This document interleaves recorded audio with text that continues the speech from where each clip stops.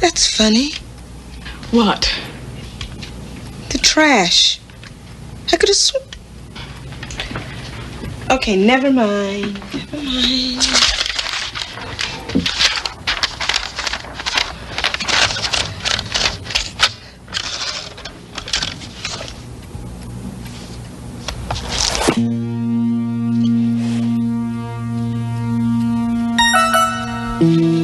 All right, where is it?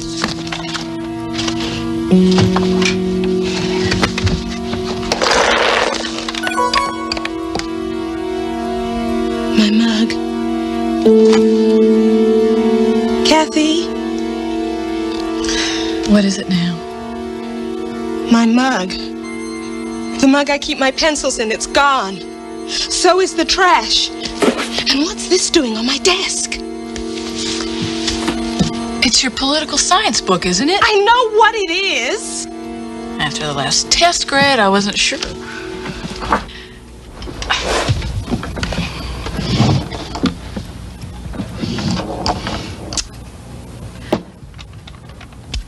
Ah, come on. There's nothing to get upset about. So you're a little sloppy. It's not a capital offense. My mother loses her car keys twice a day. Well, I don't. And I'm not a sloppy...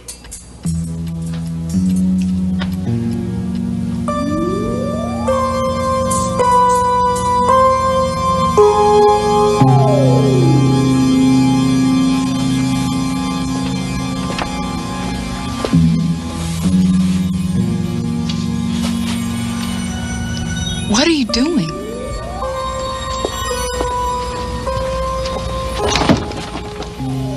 What is it? There's someone in the closet.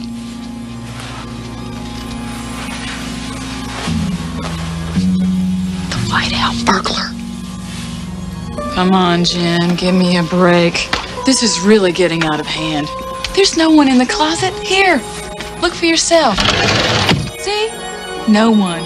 Nothing. It's just a...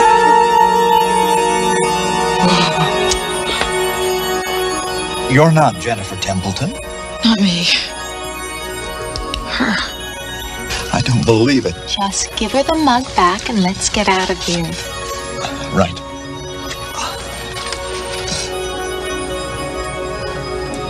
I'm sorry for the intrusion. We didn't mean to disturb you. Not so damn fast. I'm sorry, Madam President, I mean... You shut up and jump now.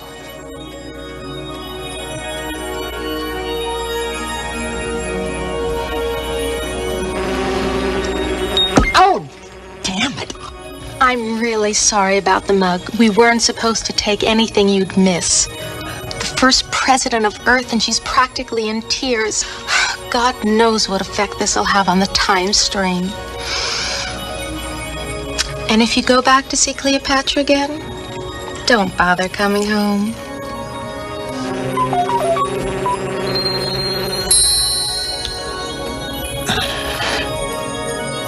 Keep your hands off that.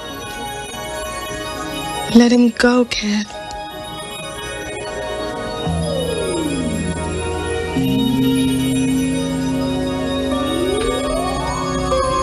Thank you. I know now why they called you the Great Peacemaker. Well, I'm history. It's been nice meeting you, Madam President.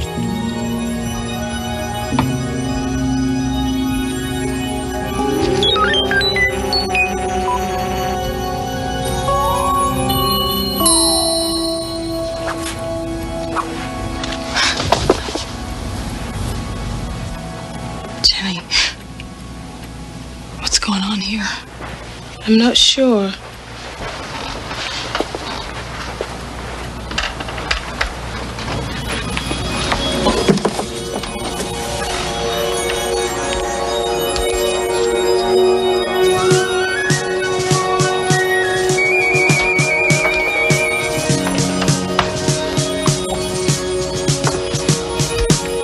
But I think I'd better quit cutting political science.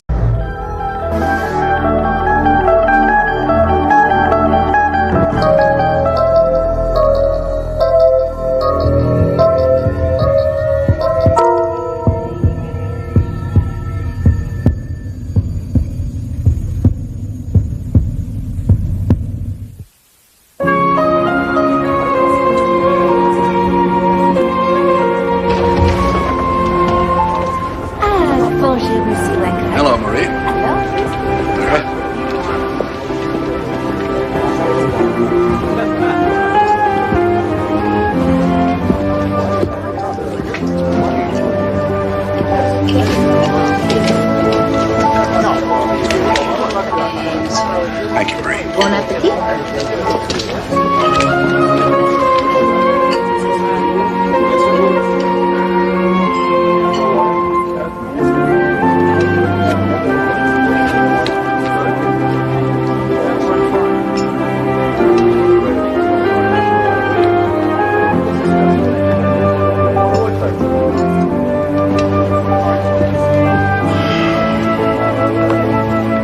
Found this in my office on the floor. I think you dropped it.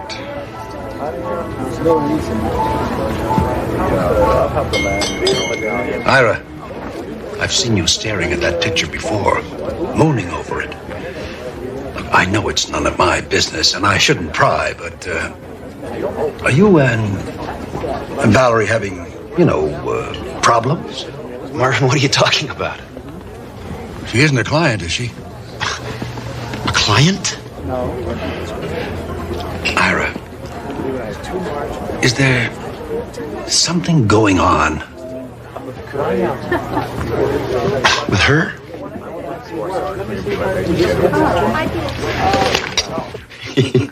Can you believe it? He wanted to know if I was having an affair with the girl in the picture. And what did you say? What do you think? I said, Marvin, you yuck, that's my wife. You didn't even recognize me?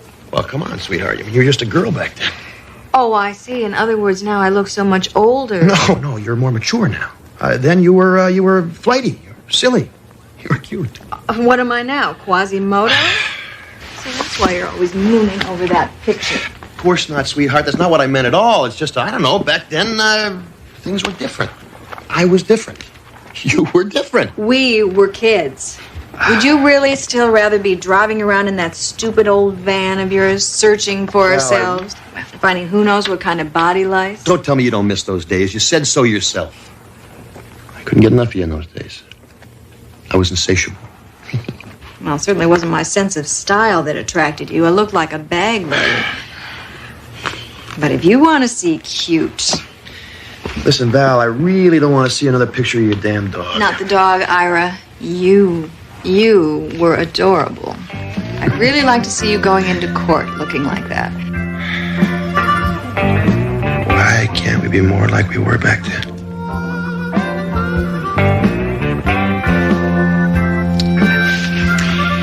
It's late. I gotta get up early. Hey. I am still insatiable, you know.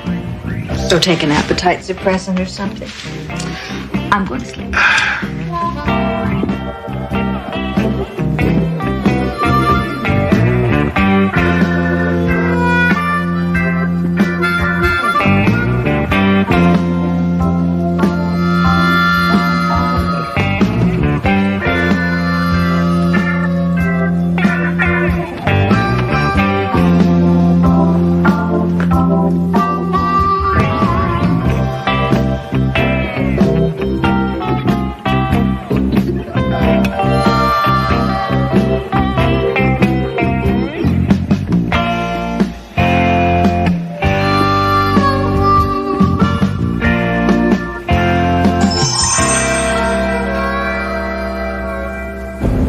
Denied that Cal Methyl dumped the stuff there. Was saying that since it was all done over 30 years ago, that their culpability must be viewed in an historical fashion. That is the most self-serving argument I've ever heard in my life. In 1958, the prevailing opinion about a corporation's responsibility to the environment was vastly different.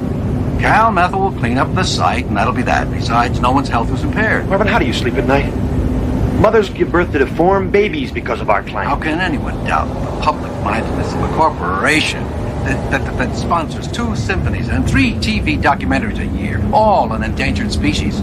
We're not a PR firm, for God's sake. Come on, man. The argument is not without precedent. You know it. It's exactly the same position that Ogilvy, Melnick, Lincoln, and Schramm used in the New Hampshire versus Fahrenheit case, which, as you very well know, the smart one says is going to be upheld. Marvin, pull over. Stop the car. Stop the car, Marvin, right now! But Ira, the reservation's for 12:30. Can't help it, Marvin. I'll see you back at the office. I'm probably waiting there already.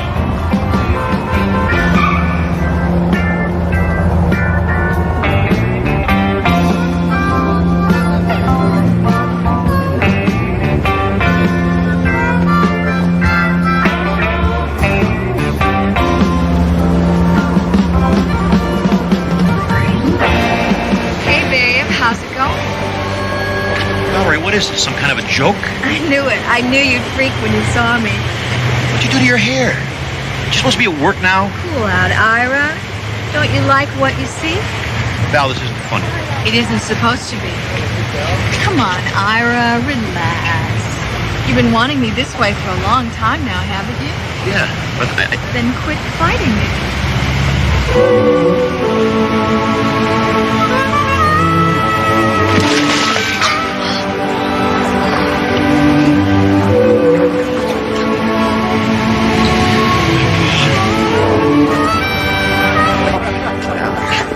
a joke is a joke, Val. This is ridiculous. Call her.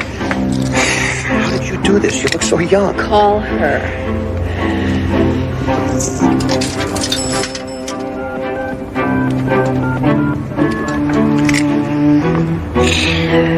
Hello, aerobics. Can I help you? Yeah, Annie?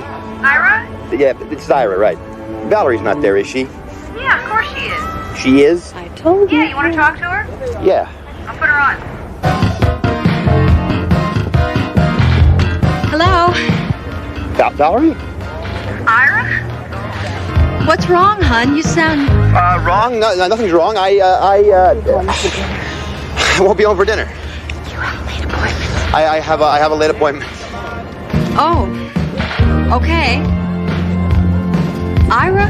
Yeah, Val, listen, I'll get something to eat somewhere. Love is all you need. Love is all I need. Listen, Val, I'll get something at the deli, okay? Ira, are you sure you're all right? You sound like you've had a stroke. No, I'm fine. I'm real fine.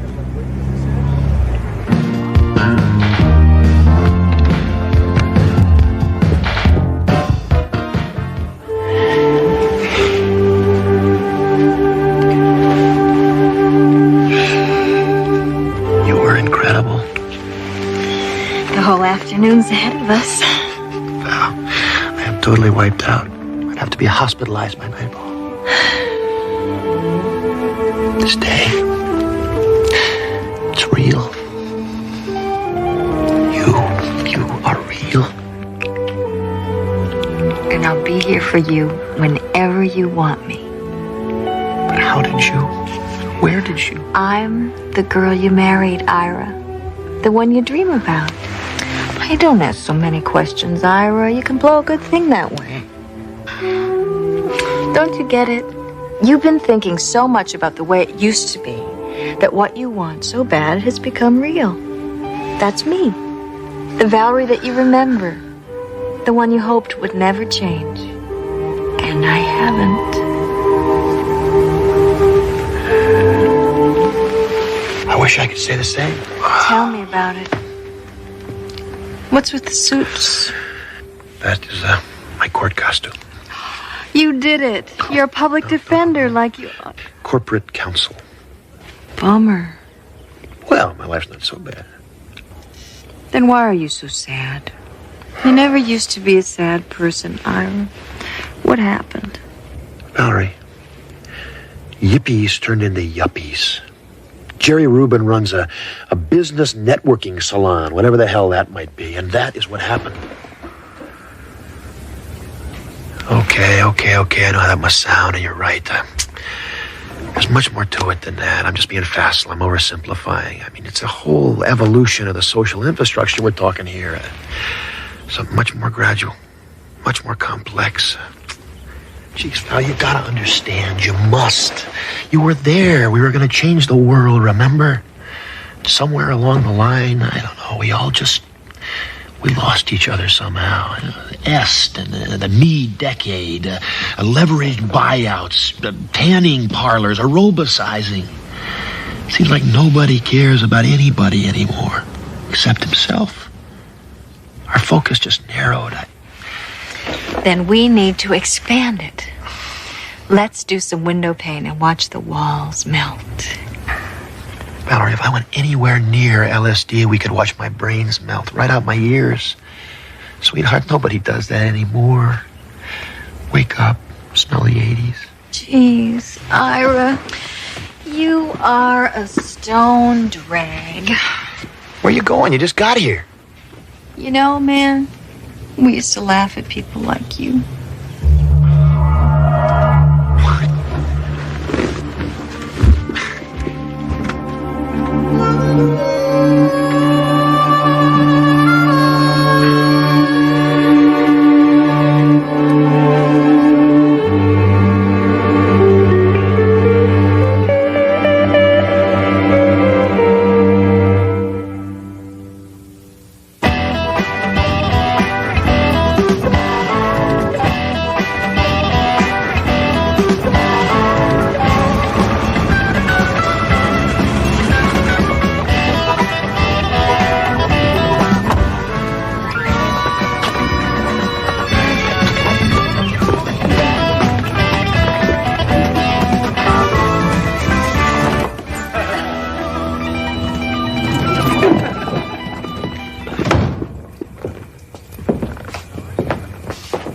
Valerie?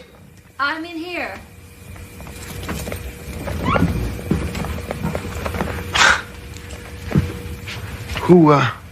Who's laughing in here? The TV, Ira. I turned it off when I heard you come in. There's nobody here but me and Herman Hesse. Sid Harton, huh? Wow. You know, there was a time that I thought the whole damn key to existence was contained in this book. You were reading with the TV on? Yeah, I just got an urge. It's something you said last night.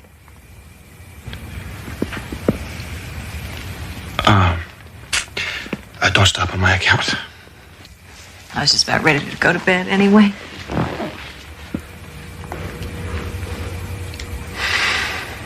You go on. I'll be up in a while. I have some transcripts to proof.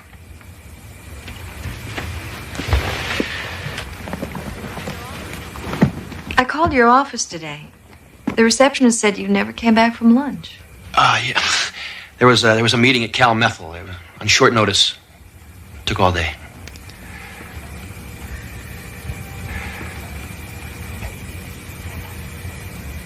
Okay, Ira.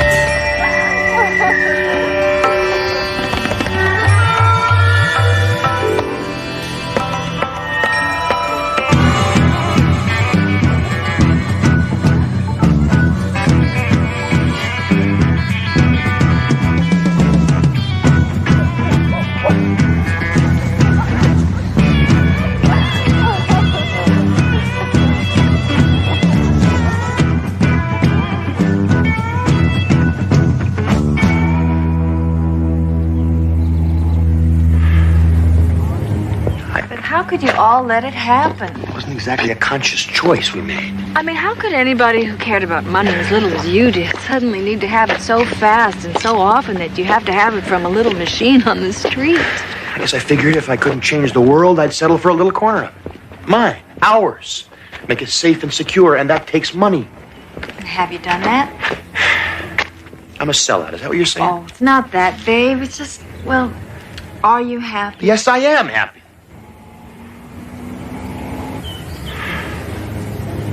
I don't know. Most of the time I am. Something is missing. Sure there is. Me. Come on, honey, you've got to tell her. What about I've been a memory too long. It's her turn now.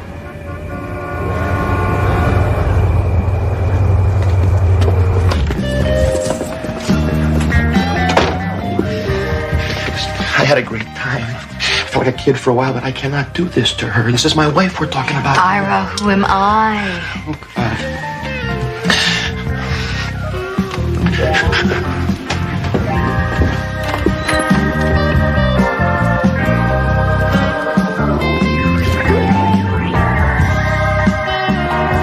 Valerie? Ira. What in the hell is going on here? Ira, wait a minute. It's not what you think. What the hell it is, and how could you do this to me? Hey, wait a minute. Who's that? Forget about her. Who is that? I want to introduce myself before I kill him. Oh, my God, Ira. It's me. So you've been doing it, too. What do you mean, too? Come on, everybody. Let's not get uptight. You know, you're beginning to sound like something out of a rerun of the Mod Squad. If there was ever a reason to get uptight, my friend, this has got to be it. What is going on here? I don't know, but I guess two can be nostalgic as easily as one. Wait a minute. Wait a minute. This guy is not taking my place. But, Ira, what about me? What about us? Forget it. I must have been crazy to even consider it. I want the two of you out of here right now. Why? I haven't wasted my life. I deserve to be here. So does she. Yeah, man, we've got a handle on all this stuff that counts. The dreams, the ideals, the love. What are you talking about? You are 18 years old. You don't know squat about life or love. Real love is commitment.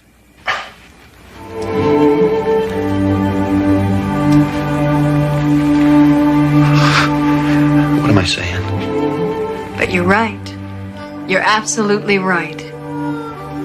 Ira, we almost made a stupid mistake. Say, we nearly lost each other because these two. Where'd they go? Who cares? They were beginning to annoy me anyway. They? You mean we? Were we really like that? All that arrogance, that naivete, that pomposity. Idealism, the passion, the fire. Well, what if they're right, Ira? What if we've really wasted our lives? You know, I wasn't aware of the fact that our lives were over. I mean, just don't suddenly lose your social conscience because you cut your hair, you know. Come here, will you? Come here. You know that world out there that you wanted to change? It's still out there. It's just that our focus narrowed, that's all. Then we need to expand it. What do you want to do? You want to drop a little acid and watch the walls melt? No. No, I want my life to be about something more than watching my weight and thinking about how it used to be. Why don't you make it that? And how about you putting in some hours at that legal aid clinic that's always after you? Maybe I will. And maybe we could have a baby. As long as you're still insatiable. I think I will be. It has been said the 80s are just the 60s 20 years later. The costumes may change, but the cast remains.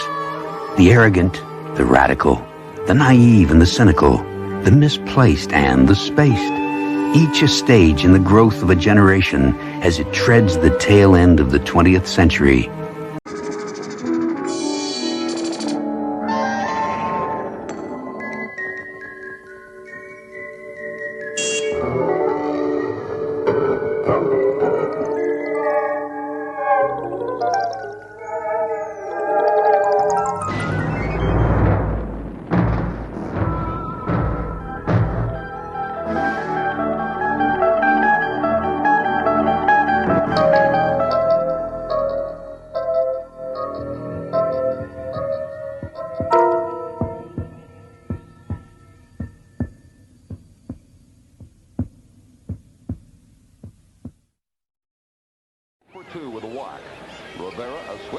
It's been said that the body is the means through which an athlete can best reveal the dynamic potential of the human spirit.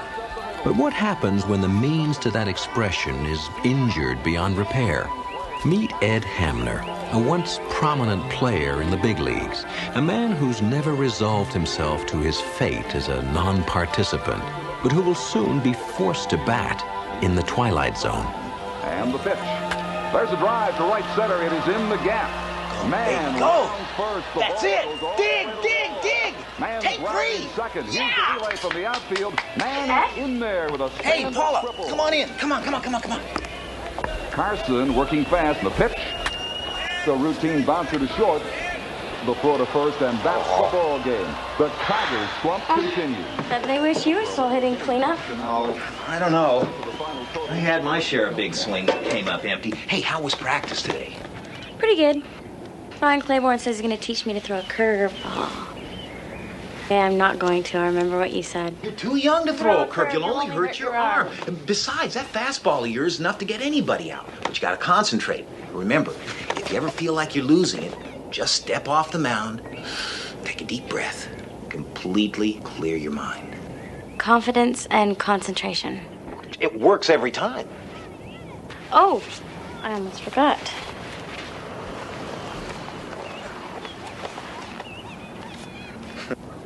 Well, I hear 20 Ed Hamners will get me a Reggie Jackson. Yeah, come on. Good. But that's not even the real surprise. Take a look at this one. Monty Hanks? Never heard of him. Well, not much of a career, 2 years.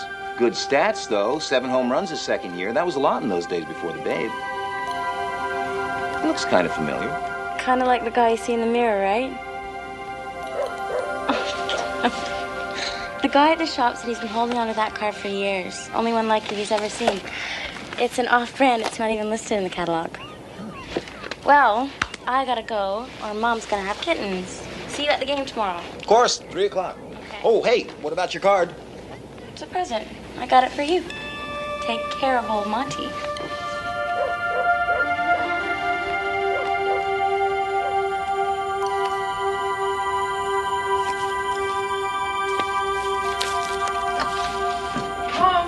Hey, Cindy, take a look at this.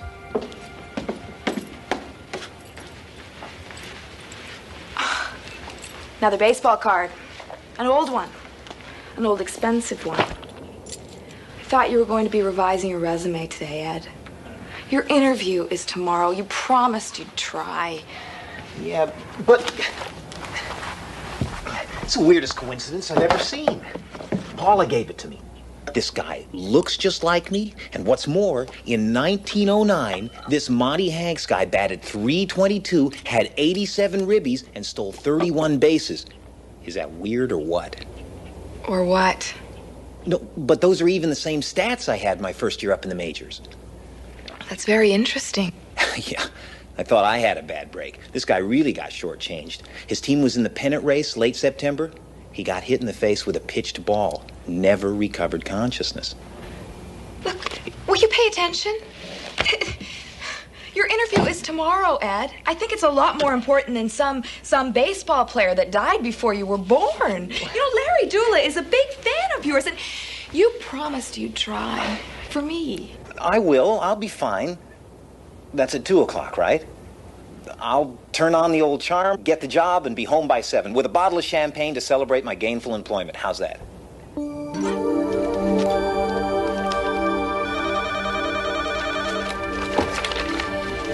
computer division. Thank you.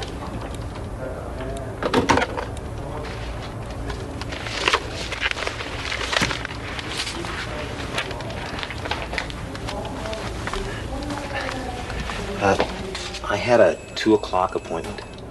I'm sorry, Mr. Hamner. I realize you've been waiting a long time, but Mr. Dula is still on his conference call. Would you tell him I had another appointment? I couldn't wait.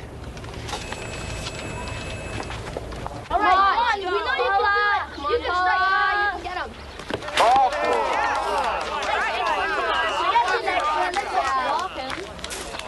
Hey, let's see some smoke. You tell. You shoot now. Come on, concentrate. 3 good ones. We go. Right.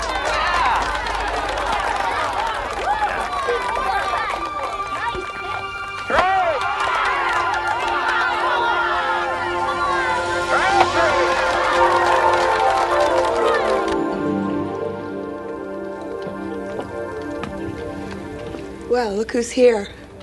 The Rookie of the Year. No, I'm late. I'm sorry. Paula's team won the championship. Coach took the kids out for pizza. They wanted me to come along.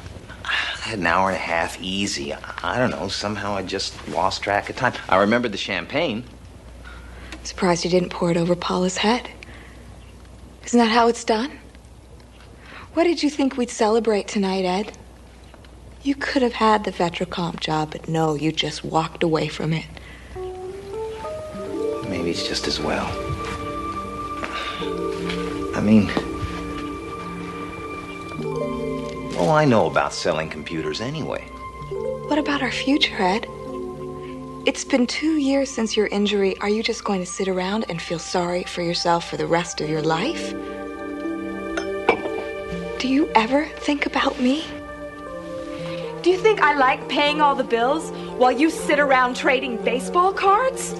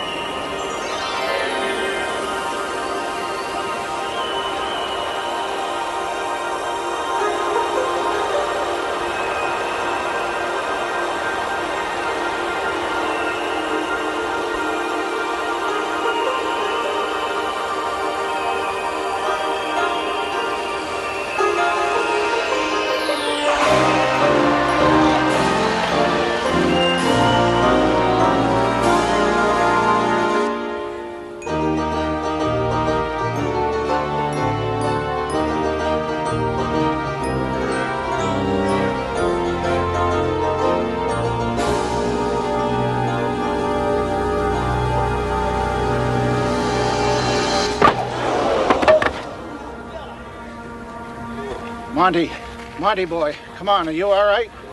You must have one hard head, Monty. I thought that killed you.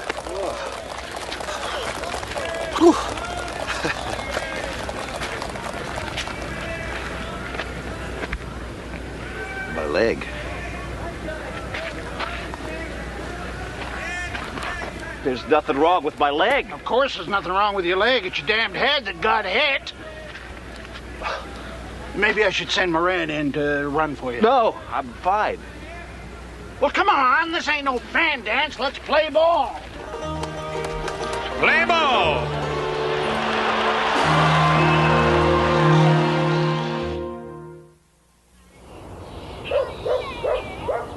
What happened to you?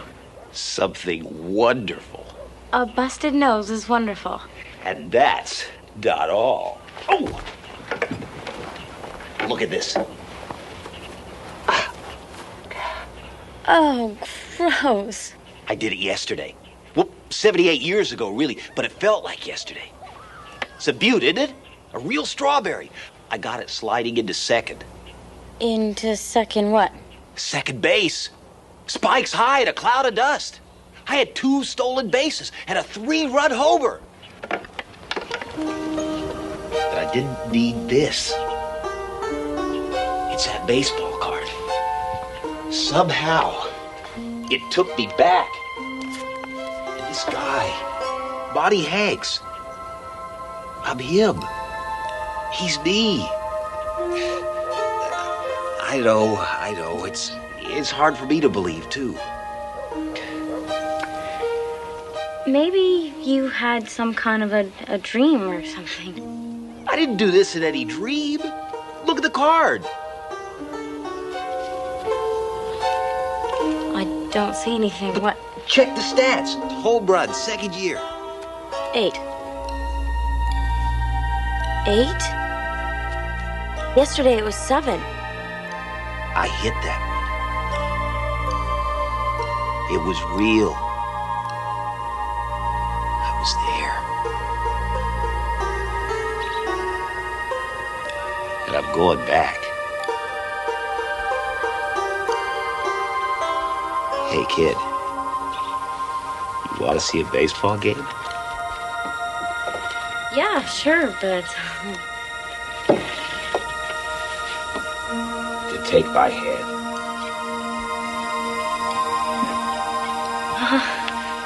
I don't know, Ed. This is a little weird. Hold on.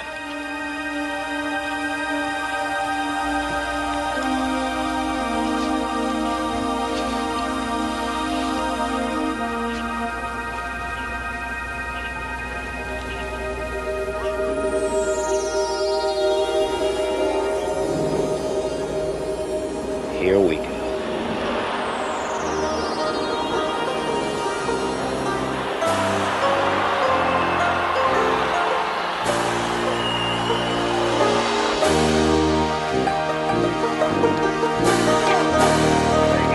We get rough.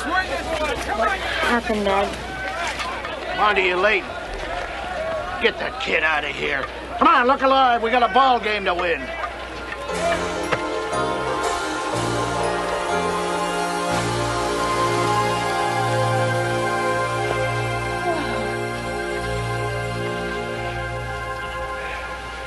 Huh? You were great! I feel great. We're only a game behind the Athletics. If we could sweep them, we take the pennant. And I'll be in the World Series. Oh, wow. World Series! Uh-oh. Well. I was supposed to be home for dinner 20 minutes ago. But yeah, go on, get out of here. We'll do it again tomorrow. I'll see you. Take off. Don't you think you're a little old to be playing with kids and sorting baseball cards? I guess I'm not exactly a prize husband. We were just kids when we got married, Cindy. You grew up. I guess I didn't. I still love baseball. I know it's just a kid's game, but I love it, Cindy. God, but I love it. More than me? No, not more than you. Can't I have both? I guess not. I talked to Larry Dula. There's a company banquet tomorrow. Their speaker had to cancel, and he asked if you'd fill in. You know, tell a few of your old Tiger stories. I'm having your tux cleaned. You always look so sexy in a tux. I don't know, Sid. Come on, Ed. Once they get to know you, I'm sure they'll find some work for you.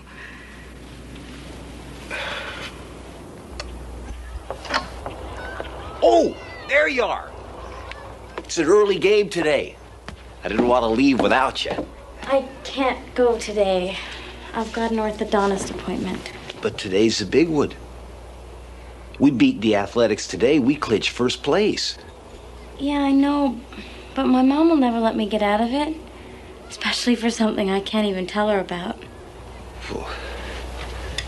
I'll miss you.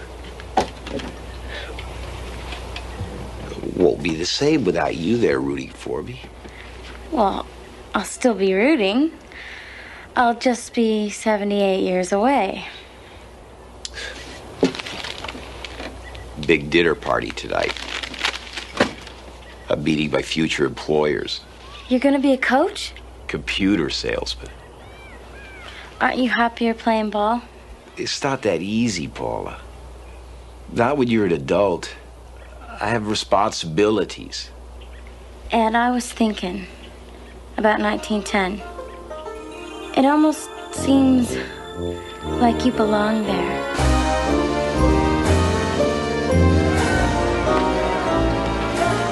Eight innings of goose eggs. I can't believe we're not hitting this guy. Sit down, Monty. You're driving me batty. You gotta score soon. What time do you suppose it is? Later than you think if we don't beat these bums.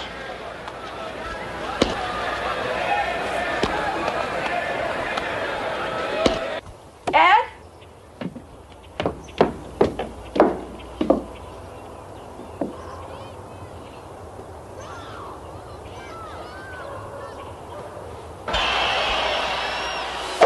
Strike three!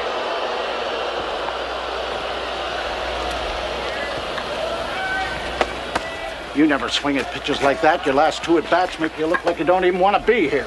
Swinging too hard, I guess. Yeah, well, now get out there and hold them. If they can do it to us, we can do it to them. Back, I got a problem. Oh, yeah, me too. If we don't win today, we don't get no pennant. Now, what's your problem? It's my wife, I promised her. Your wife? We're into extra innings. Mac, you don't understand. If I stay here, I stand to lose everything I've got, including my wife. I'm out of extra innings at home. What about here? I'm talking about the World Series. Are you nuts or what? Walk out of here and you don't come back. I mean that. Not tomorrow, not ever. Moran, take third. No. I'll finish the game. That's more like it. Now let's play ball.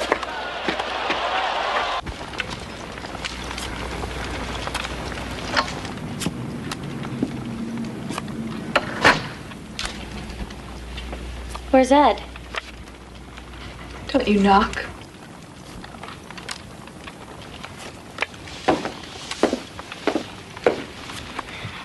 What are you doing to Ed's stuff?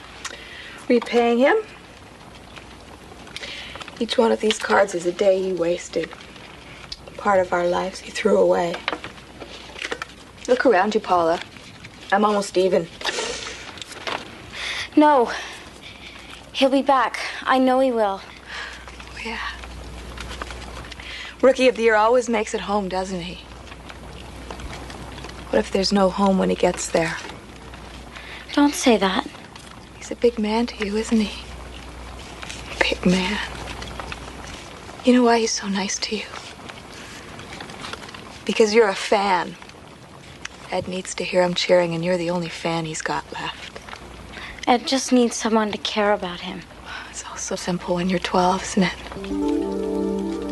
But eventually you'll grow up and you'll realize you can't play games for the rest of your life. You're wrong. Give it to me, please. Thought I didn't notice it. Ed's latest treasure? Showed it to me the other day. Is it special to it? No, it's my favorite. Ed doesn't even care about it. I like it because I told Ed it looks like him, but he doesn't think so. Lying. I remember now the stats. Same stats as the Rookie of the Year. No! I bought it for him. It cost so much, my mom will kill me. Please don't. Take it. Take it and get out. Oh, that's right. Cherish it. You're a girl, Paula. You're just a little girl. But you'll grow up, and when you do, losers like Ed won't look so wonderful. I promise you that. He'll always look wonderful to me. Go on, go home. There's nothing you can do for him.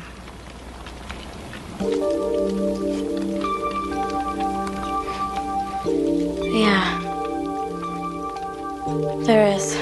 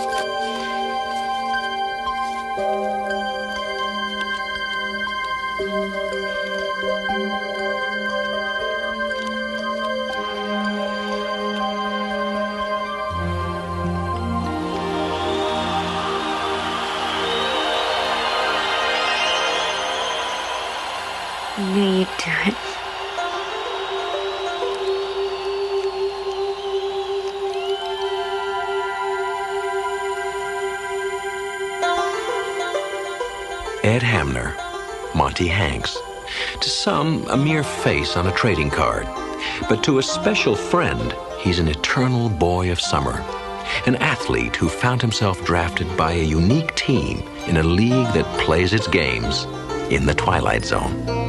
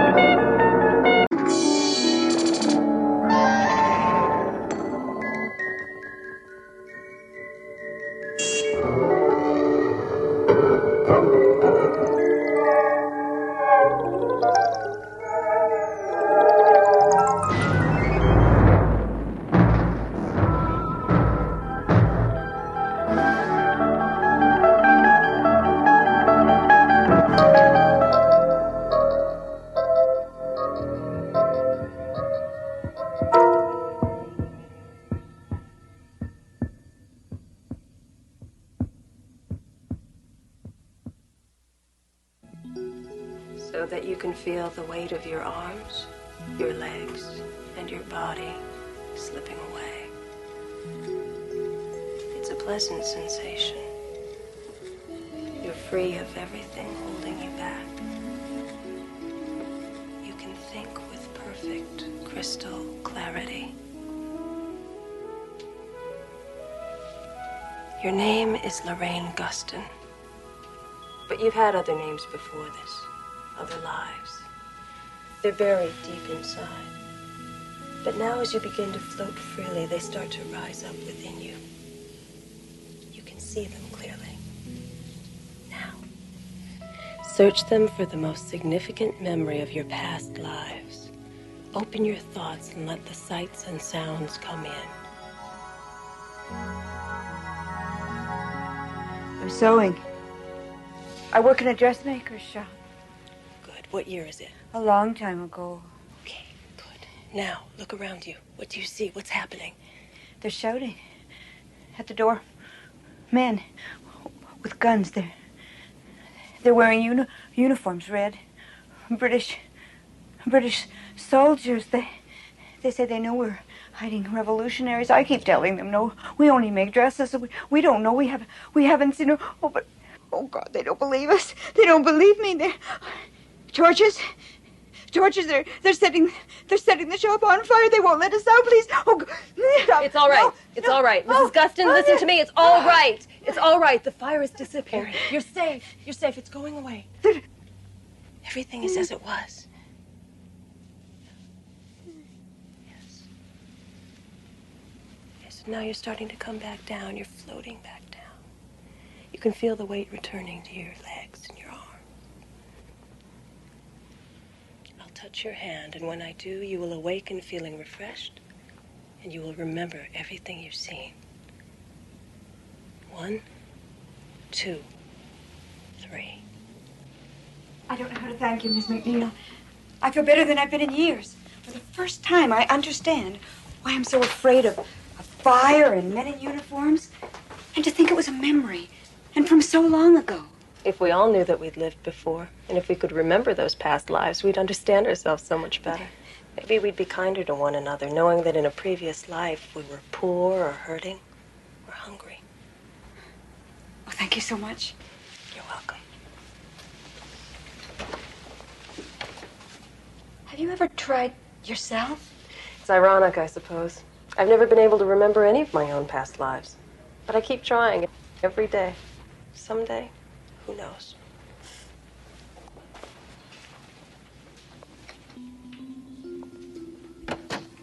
Mary McNeil, dealer in dreams and memories, to whom the uncovering of past lives is the greatest good she can render to a forgetful humanity.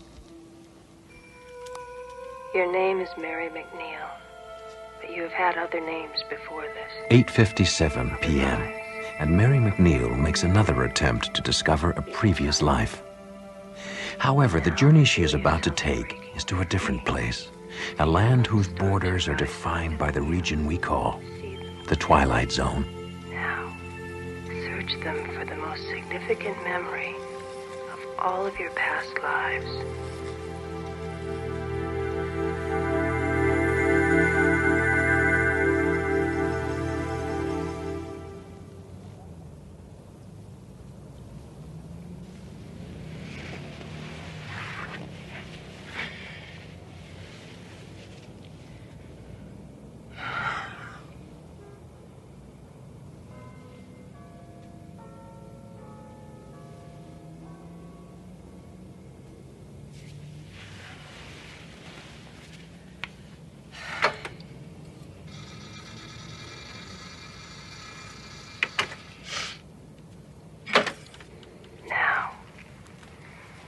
Search them for the most significant memory of all of your past lives.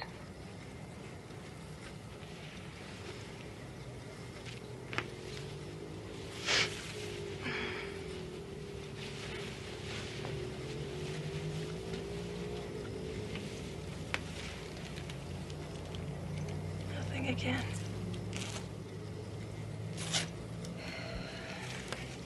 Well, at least I got some sleep.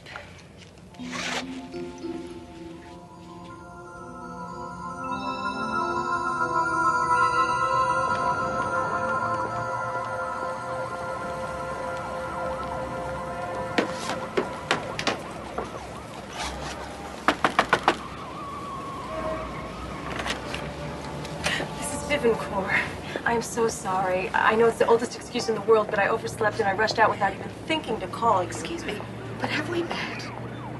Oh, of course. We made the appointment by phone. I'm Mary McNeil. You called me last week about wanting help with your memory? You must be mistaken. There's nothing wrong with my memory. Oh, certainly. What I meant was the memory of your lives before this one. I can assure you it's a very simple process. In my last life, I was Corporal Lon Desmond. I fought in the Second World War and won the Medal of Honor. Awarded posthumously, of course. But you know? But how? The medal? It was nothing. I jumped on a grenade to save my squad. That's amazing. How did you know that? Look, I really don't have time for this sort of foolishness. Thank you, and good day.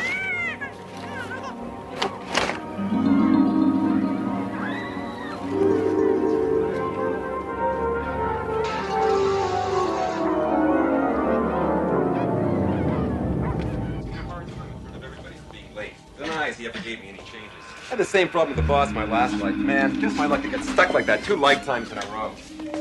You know, how's it going with you, eh? What's up?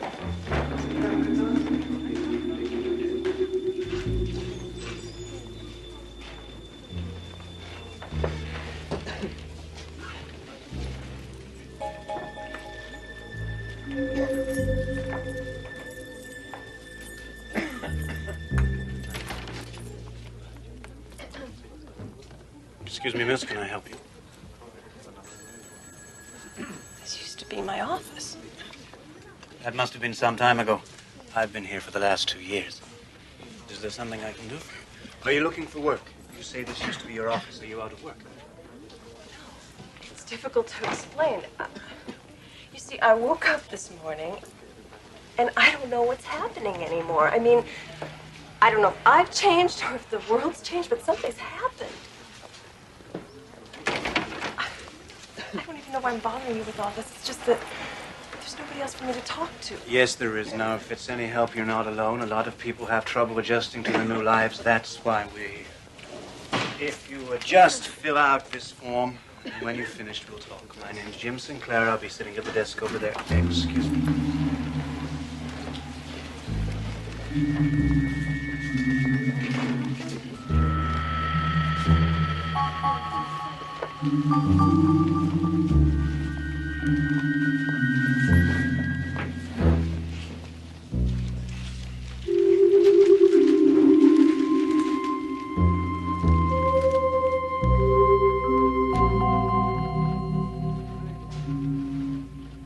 What's a regression therapist? It's nothing. I don't think it matters anymore. Relationship counselor, self-help instructor, 2 years as head of a crisis counseling unit. You have a high priority on helping others, an admirable quality. I see you didn't list anything from your previous life. I didn't know that you could. It helps, particularly when you've developed no skills in this life. Now, if we can just run through the jobs you had in your last 3 or 4 lifetimes, starting with the most recent. We won't go back more than a couple of 100 years. There's not much call for blacksmiths.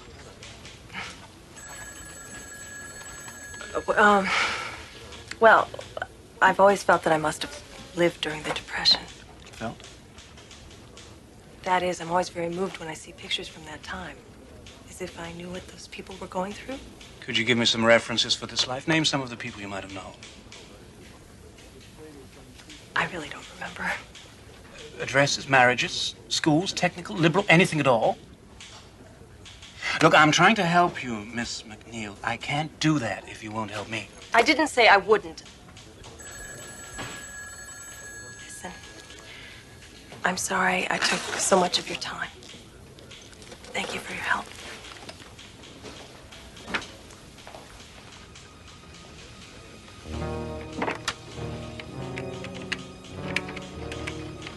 Sinclair here.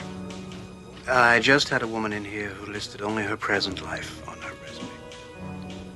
Yes, that's right. When I pressed her for details on her past lives, she claimed she couldn't remember them. No, I don't think she's a new soul. She didn't have that vacant look so many of them have. Mary McNeil. Yes, I agree. She could be the one we're looking for. So her behavior was significant, you say? A lot of people disapprove of what we do. Doesn't sound like disapproval. It was more like shock, as if she'd never seen such a thing before. It's possible she's been out of circulation for a time. That happens. And then there is the other possibility. So we discussed, but I'm not ready to accept that theory. There's something wrong here. I think she's hiding something, this one. Before we do anything, we must be certain. Will you bring her in? If we don't decide to kill her first.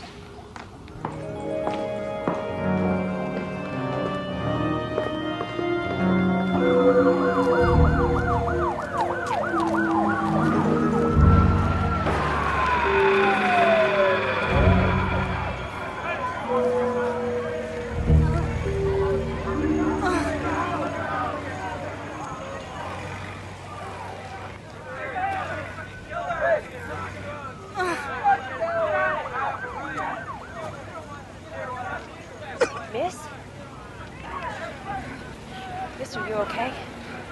Go away. Let me die in peace. I'll go get help. No. No. You know the law. Anybody who wants to die can die. It's my right, and you can't take it away. I've chosen exposure, malnutrition, sleeping pills. It's a lot cleaner than a bullet, isn't it? Guns scare me. A lot of things scare me. Why in God's name do you want to die? In my last life, I had a nice job, a nice family. People liked me. Can you imagine that? But now look at me. Look at me. Look at this body I was born in. I have tried everything, and nothing works. I'm going to start over. I'd like to go to sleep. No. What do you care? I care plenty. Not because of what you look like or who you are, but because you're needed in this lifetime. Surrendering is wrong. You're needed in the here and now, not in your next lifetime. Nobody needs me. I need you.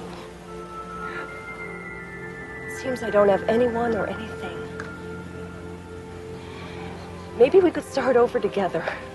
Can you give me that chance? Can you give me that much?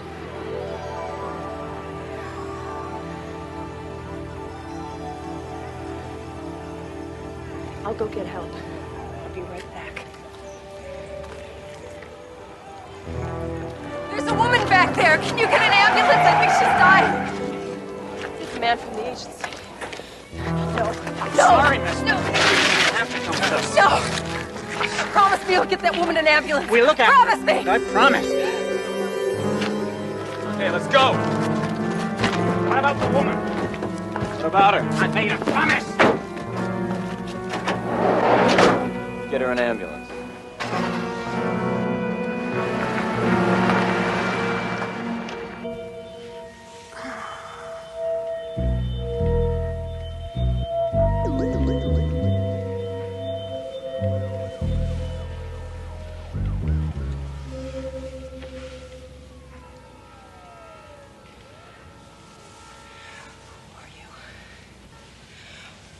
are you doing this to me? Call us concerned citizens, Miss McNeil. We're part of a group not quite sanctioned by our government, but then not entirely denied either. We play hide and seek. We seek out people like you, your kind. What kind is that? Well, that's what we've brought you here to determine. Who are you, Miss McNeil? Really? I've heard that you claim not to know who you were in your previous lives. You must understand that that's quite irregular. It's utterly unheard of. And we can find no documentation on you. No identity papers, no place of residence. It's as if you did not exist. And if you do not exist, then no one will miss you. So you see, it's in your best interest to cooperate with us. What are you trying to hide? Who were you in your previous lives? I told you, I don't remember. Remember? Remember what? Names? Places? Body counts? Have you been to Moscow lately? Guyana? Uganda? What names did you go by in your past lives? The Borgias? Attila the Hun? Lady Macbeth? We can run down the whole bloody litany, if you like, if it helps to jog your failing memory. Haven't seen our friend Adolf in a while. Could there be a little Führer hiding in there? Leave me alone. He could be telling the truth. If she is, and she's the one we're Not looking in for. front of her. If she's telling the truth, we're going to find out soon enough.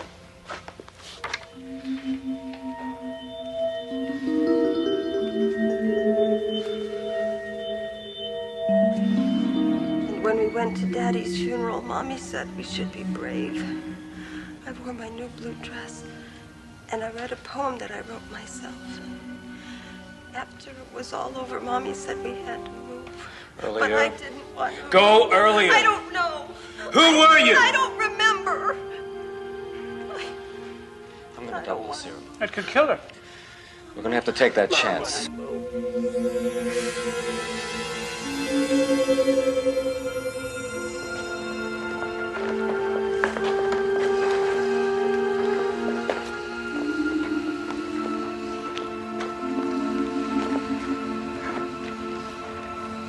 Welcome back, Miss McNeil.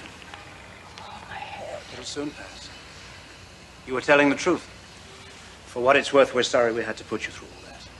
But you're free to go. Just like that. What about my life? What? Sorry, wrong number. Just hang up and walk away like nothing ever happened. Precisely, Miss McNeil. Unless, of course, you would care to work for us. See you in hell first. Sinclair, get us some water. We're offering you a very rare chance, Miss McNeil, to go from a prisoner to a savior. You are a healer. We ask you to help us heal. We want you to help us forget. Forget who and what and where we were. You're out of your mind. Perhaps I am. Maybe we all are. Look around you. Did you smell the madness out there? It gets worse with every generation. You can smell the death that we needn't fear because we come back, but which is with us from the cradle to the grave. Think of dying and then the new agony of rebirth, and you remember it all, Miss McNeil. We're so busy avenging the past that we lose the present. That's the world we live in. That's the waking horror that's our everyday existence. What can I do to help you? You have a gift. We need you to teach us that gift. We need you to help us let the past be swallowed by silence. No more carrying grudges across the centuries. No more longing for days and lives past. Just the moment. And the thrill of making this life as good as it can be. We've waited so long for you, Miss McNeil. If we were harsh, it was out of fear and hope. When we first met, I knew you wanted to help people. We're giving you the greatest opportunity that's ever been given to a person. Help us, Miss McNeil. Help us to forget.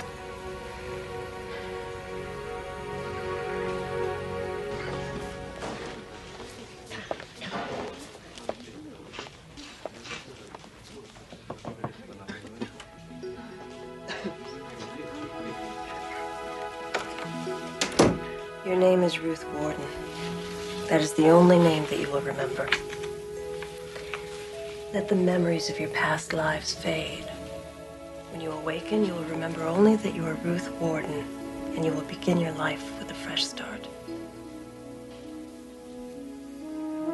Mary McNeil, who set out on a voyage of discovery that brought her home again by a most curious route, now appointed guardian of doors best kept sealed in the mirror, mirror world of the Twilight Zone.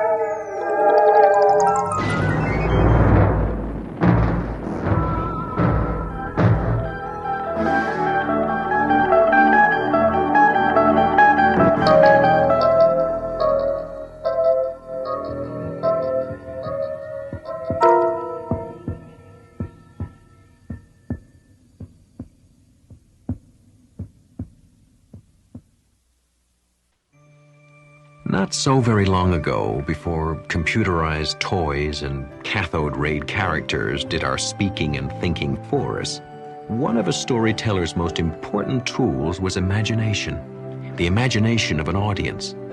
That was how it used to be, once upon a time. Maybe a few more minutes? No. No, I don't think so. I'd have thought, on a day like today, usually this time of year they arrive in herds. Used to be. Oh, it's all right. It's easier to say goodbye when there's no one to say it to. Maybe if we'd publicized it more. I'm afraid that my little books don't have much to say to the video generation. But a good story never becomes obsolete. Maybe a good story, but not the storyteller. Oh, nonsense. Well, we'll miss you at any rate. When does your house go on the market? Next week. Oh, I suppose I should be looking forward to it. My sister tells me that Arizona is very good for aching joints. Mm. Is story hour over? No, you haven't missed a thing. Oh, good. I'm looking for Hallie Parker. I'm Hallie Parker. Oh, great. I'm Nancy Harris. It's very nice to meet you. It's nice to meet you. Now, what can I do for you? You are a bit older than my usual group. No, well, actually, I'm here to ask a favor. Would you sign this for me? For my son. He loves all of your books, but this one is his favorite. He's read it 1,000 times. I'd be happy to. Have a pen? Oh, sure. It's a surprise for him? Sort of. He can't come himself. He's not feeling very well. It's too bad. Say, how about I bring it to him myself? Oh, you don't have to do that. Oh, I'd be happy to. Are you sure? Write down your address and your phone number, and I can bring it this afternoon. Oh, he'd be thrilled.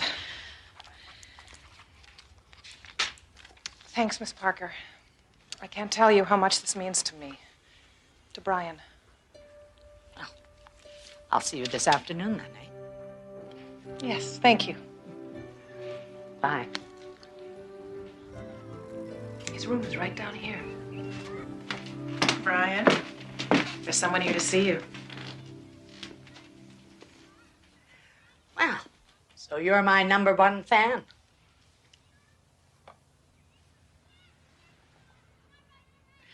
She's a writer. Do you know what she writes? Well, let me give you a hint. What's your favorite book? Creatures in the Closet?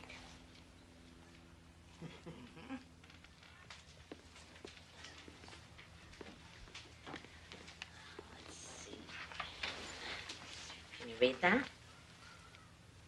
To Brian, who I'm sure always picks up his toys and always puts away his clothes, and who certainly never, ever, ever has creatures in his closet. With kindest wishes. What's that? That's me, Allie Parker. What do you say, Brian? Gosh, thanks, Miss Parker. You're very welcome. Want me to read you a story? I can read. Of course you can. What would you like to read to me? You can if you want. Once there was a lad named Ned who never, ever made his bed. His toys were never in their box. His bedroom floor was piled with socks, and under them was underwear. Who knows what else was under there? Ned's mother begged. She pitched a fit. Your room looks like a cyclone hit. And did Ned care? Not one bit. This part. And when he started cleaning, this is what he found. Creatures in the closet, badgers neath the bed, no toys inside the toy box. A pen of pigs was there instead. I guess I never noticed, was all that dear Ned said. And Ned just said, so that's what made that noise. I knew it wasn't me. I'm the quietest of boys. It must have been creatures in the closet and badgers neath the bed that trampled all my toys and clothes and made my mom see red.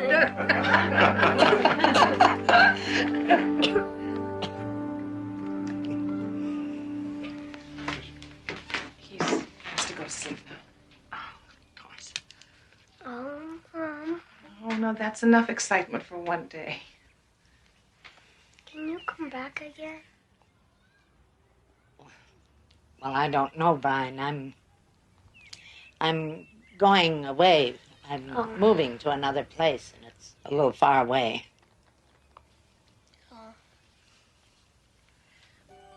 But we'll see. Okay, bye, Miss Parker. Bye, Brian. Now, you get well real quick.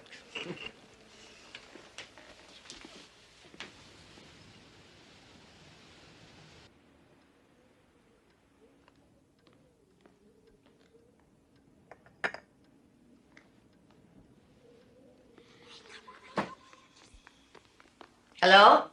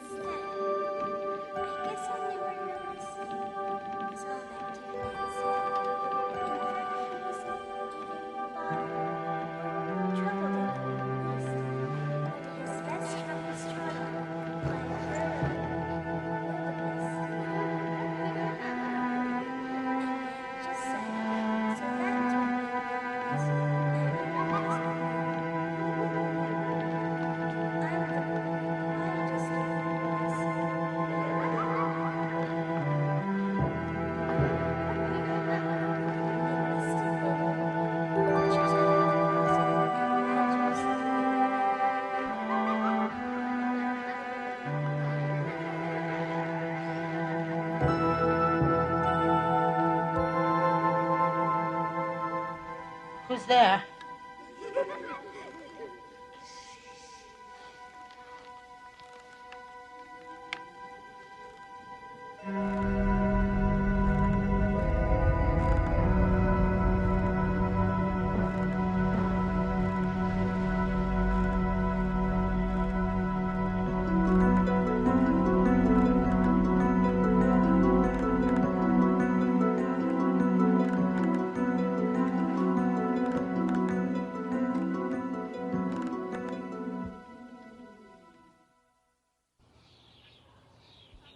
Broker's due here any minute. Young couple. She says they're looking for a fixer-upper. Okay, I guess.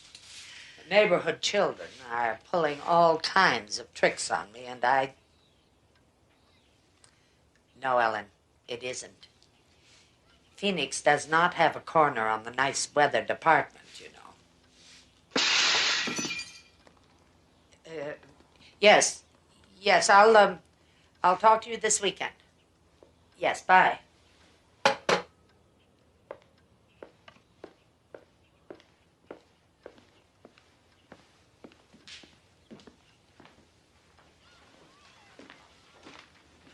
Oh, no.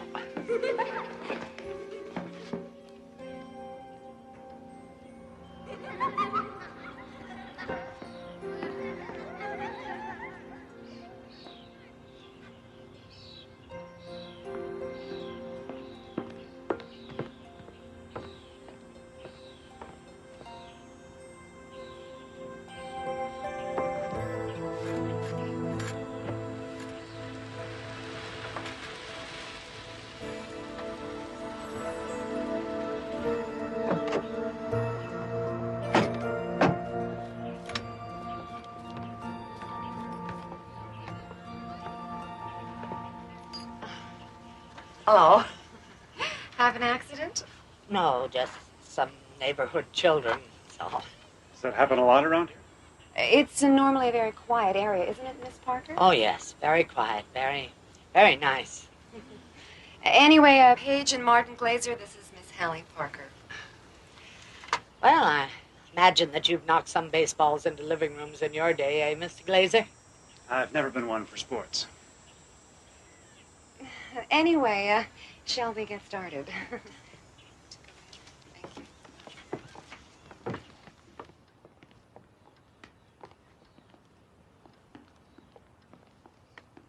Solid oak.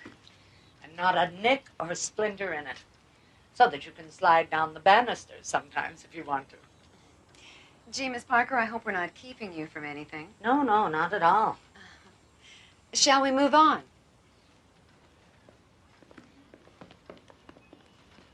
The rooms seem rather closed in. Imagine all of this opened up, you know, with the sun coming in the morning. It just makes the world of difference. Well, I suppose if this dark old furniture was out of here, we could put in that white leather sofa we were looking at. Oh, but white gets so dirty, doesn't it, with children running in and out? That's not a problem. We're not planning on children. Next room? I know it seems tiny in here, but it's all the books that make it feel so small. It's still very dark, though. I'm thinking skylight and some throw pillows, a pale, soft gray carpet. You could even knock out this side wall. It would make a whole new room. So many memories. We're standing in a bit of history, you know. I mean, Miss Parker wrote all her famous children's books in this room, at this very desk. Didn't you, Miss Parker? Oh, yes, Perhaps you're familiar with some of the titles? I doubt it. No? Well, they escaped me at the moment, too. Anyway, onward and upward. Now, you'll notice that the staircase actually complements the home. It sort of sweeps you up to the next floor, where you'll notice that... Well, I guess it has potential, although it needs a ton of work to make it livable. Well, of course you're right, but that's half the fun, isn't it? Breathing new life into an old place. Oh! All I need is kids running into my house all day. Is this what you call a quiet neighborhood? Oh, well, it's normally a very... Well, it's only children with their playthings. I told you this place gave me a bad feeling. Let's go. Miss Parker, do you want to sell this house or not? I was only trying to be helpful. You're only trying to be helpful. Well, how about keeping the toys picked up and the kids out? Thank you so very much.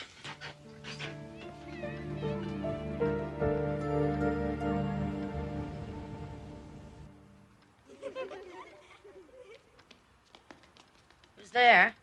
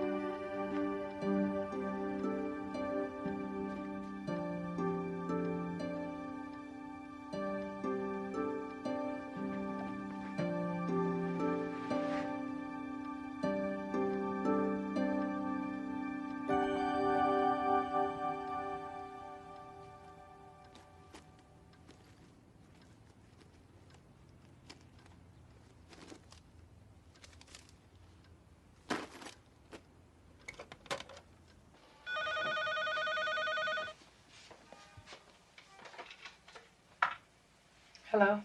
Mrs. Harris, this is Holly Parker. Holly Parker? You remember I came by to see Brian last week. Oh, yes, of course. Oh, I'm sorry to bother you so late, but I thought that you'd want me to call. I've had some trouble with pranks from the neighborhood children. Maybe some of them go to school with Brian. I don't know, but one of them has taken his book. What are you talking about? The book that I autographed for him. Miss Parker, Brian's dead.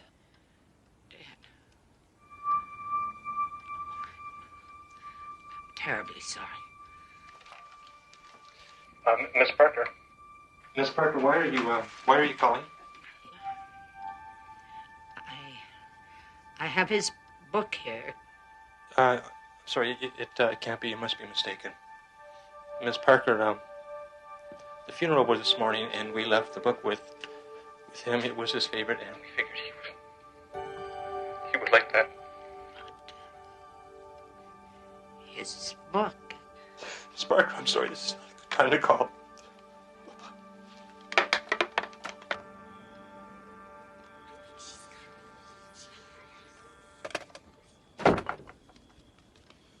Who's that?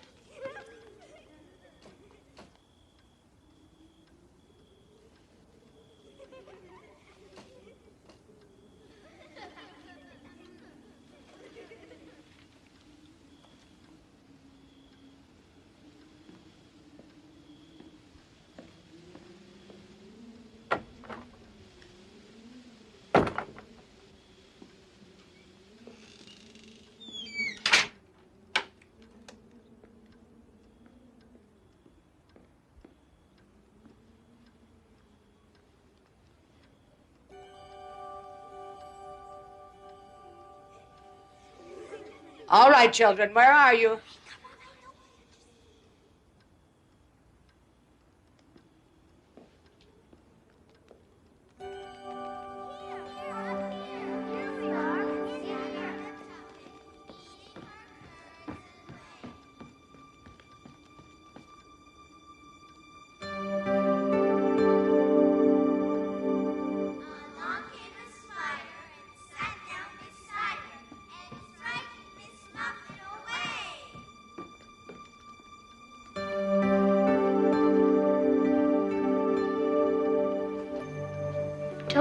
Miss Parker?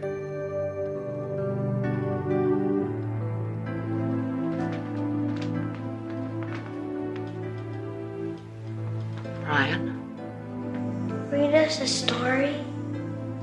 us. Me and my friends. We want you to stay. Stay! Want you to stay! Read us a story! You won't leave us, will you?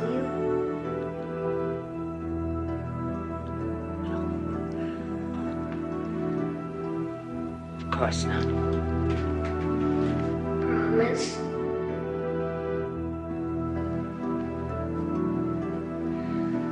I promise.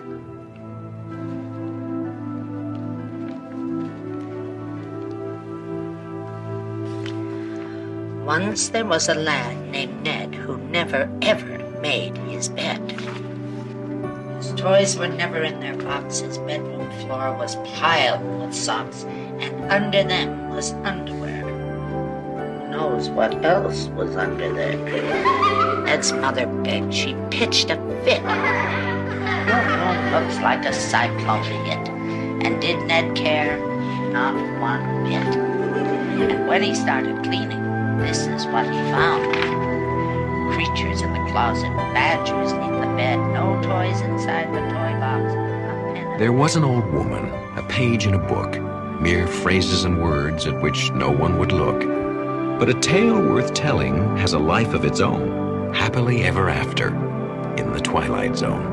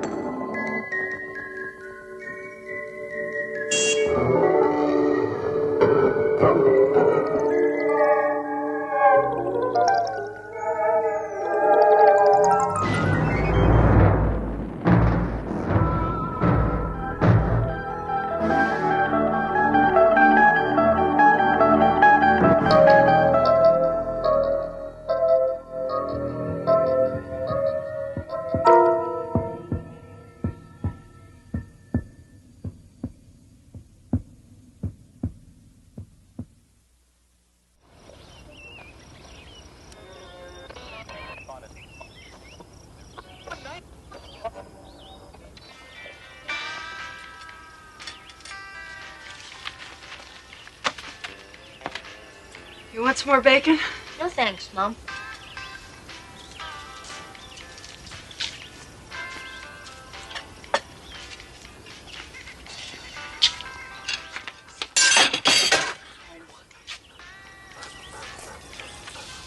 I saw that. I'm not hungry anymore. Where do you think you're going, young man? Out. Don't be smart with me. What do you mean out? Out where? I don't know. Down in the creek. Maybe by Possum Meadows. Wait just a minute. Now what? Put your plate in the sink. Oh, Mom. Okay.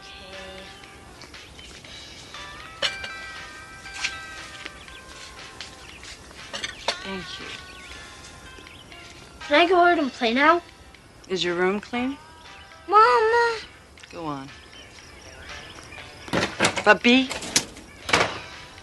careful.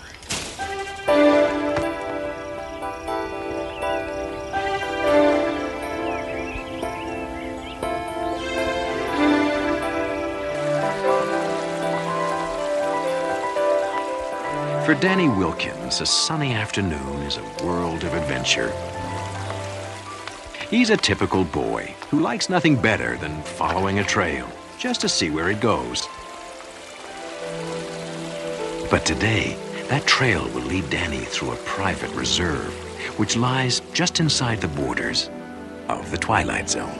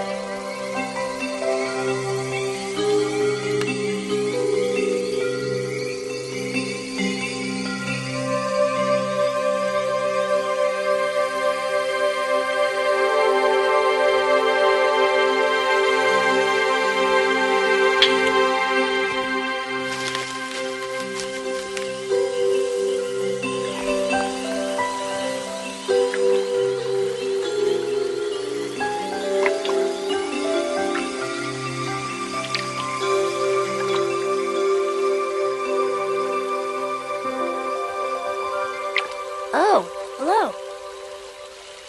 Hello, Danny. How'd you know my name? It's written on your shirt. Oh, yeah, I forgot. Who are you? Scout.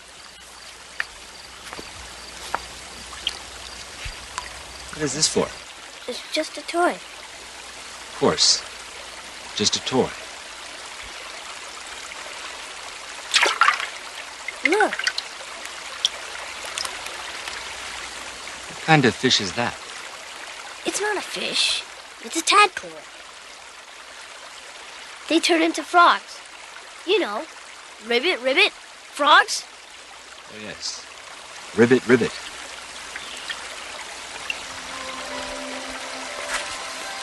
Is the weather usually like this? What do you mean? Does it ever get cold? Sure, in the winter.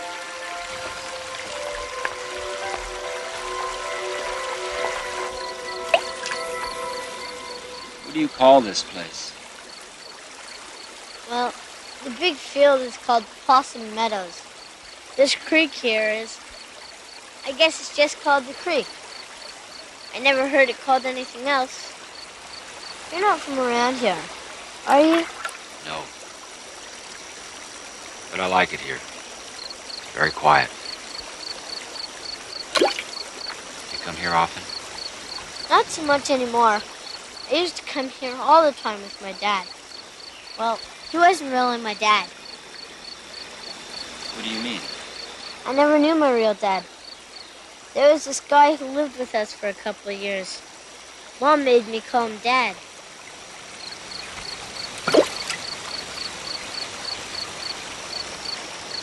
Do you miss him?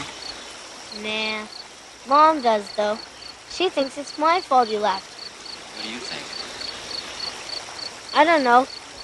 I guess. Well, I better get going. My mom will be worried. Worried? About what? Who knows? Stuff that moms worry about. You know. Thanks for showing me the tadpole. Sure like to see one when it turns into a rubbit. That's ribbit, ribbit. Oh, yes, of course. I won't forget. Goodbye, Danny. Hey, I've got an idea. What do you mean you've been talking to some strange man in the woods? But, Mom... How many times have I told you not to talk to strangers? Scout isn't a stranger. He's my friend. Don't give me that. You just met him. Where does he come from? He didn't say exactly. Then who is he? And what kind of name is Scout anyway? What kind of name is Danny? Don't you smart-mouth me, young man. I'm sorry, Mom. But he's a really nice guy. You'd like him. Well, we'll never know, will we? What do you mean? I want you to stay away from him, Danny, and any other strangers you come across. Mom, it's kind of too late. What do you mean? I invited him to dinner.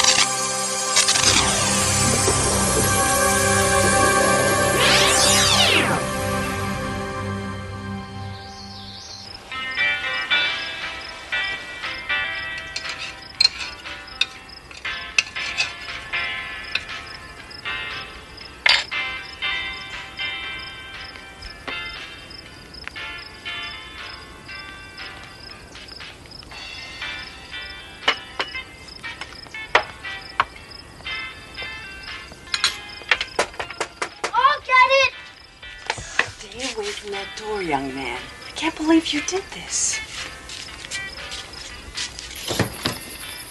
Hello, Mr.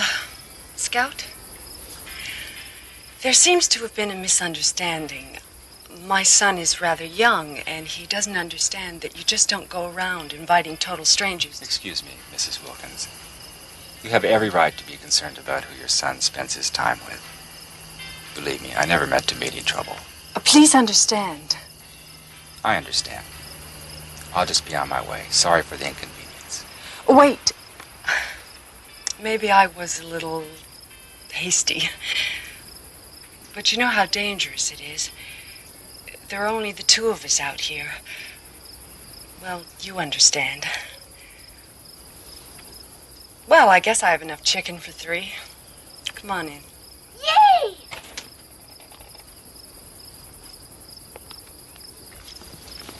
Thank you. Hello, Danny. Biff, quiet.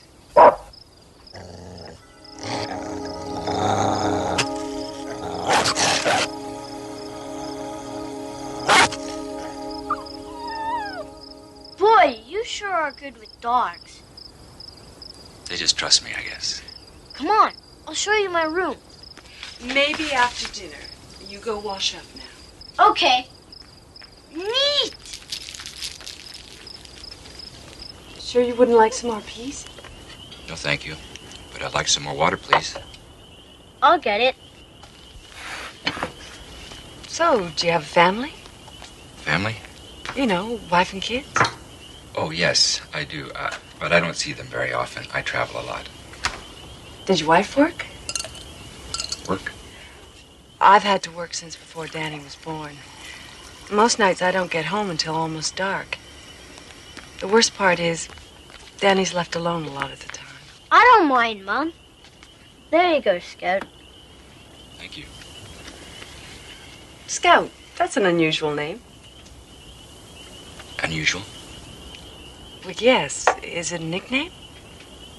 Yes, that's it. A nickname. Sorry. Danny, get a towel from the kitchen.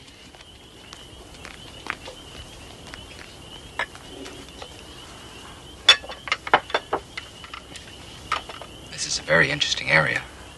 Yes, it is. What brings you here? Business. What sort of business? I work for a large industrial firm looking for a place to locate. Oh, really? Which one? It's confidential. I'm really not at liberty to say. It raises people's expectations.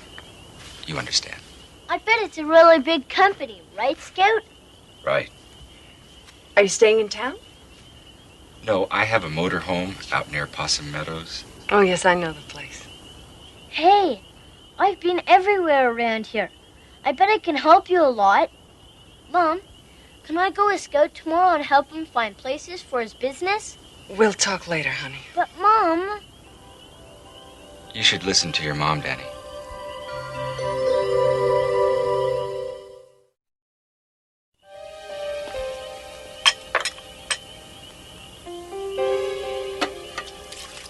You're very efficient. It's just the dishes. You don't seem to know too much about housework, do you? No, I guess I don't.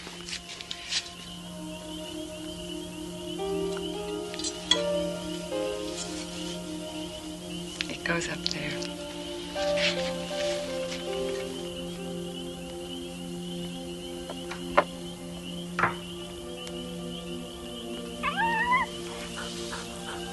Danny's a fine specimen of a boy. You must be very proud of him. Yeah, I guess. It isn't easy bringing up a kid on your own.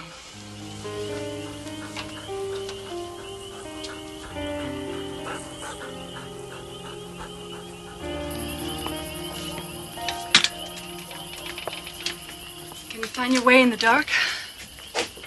Yes. I don't think I'll have any trouble. You want to borrow my flashlight? Thank you, but I don't think... I'll get it. I don't think you're going to talk him out of it.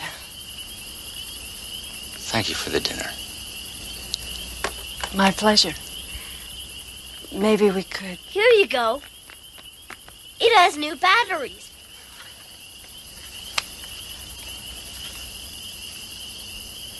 Thank you. Good night. Good night. Good night. You get into bed, young man. It's late. Okay, Mom. I want you to come straight home from school tomorrow.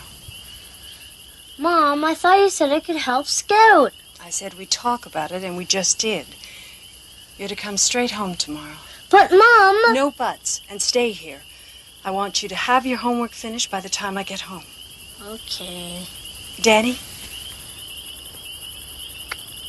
Good night, Mom. Good night, son.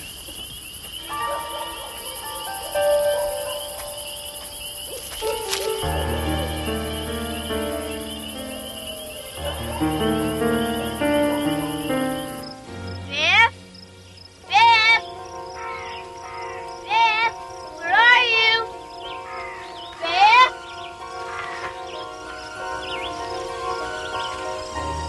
Hello, Danny. How was school? Hi, Scout. Okay, I brought your flashlight back. thanks. Are you ready to show me around? I don't know. My mom said I should stay home after school. Oh. I talked to your mom, and she said it would be all right. You did? Yes. She's over at my house right now. With Biff. What's she doing there? We're all going to have dinner together tonight. We are? Yes. Now come on, she doesn't want us to be late. Sounds pretty weird to me. I thought we were friends, Danny. Don't you trust me? Well...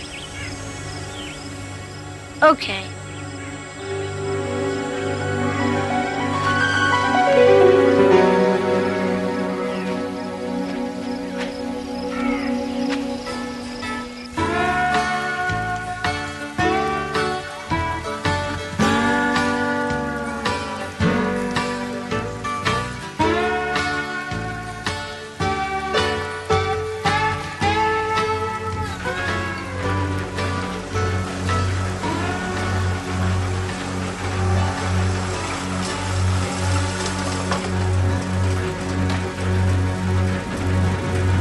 Thanks, Bernice.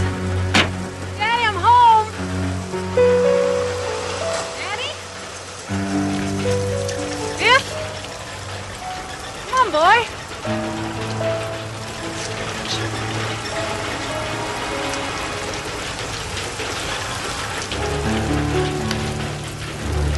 Scout.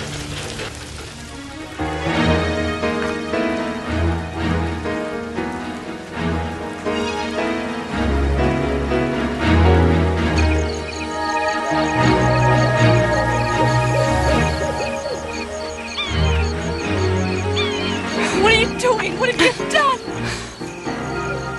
I found it there. It must be dead. With Danny? What have you done with Danny? What's wrong? You know what's wrong. What have you done with him? I haven't seen Danny since last night. He wasn't home when I returned the flashlight. He's probably just playing somewhere. With Biff. I gotta find him. I just don't know what I'd do without him.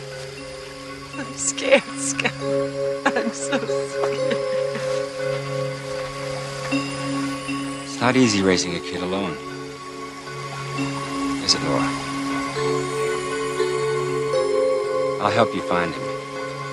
You look down the stream bed. I'll look in the woods.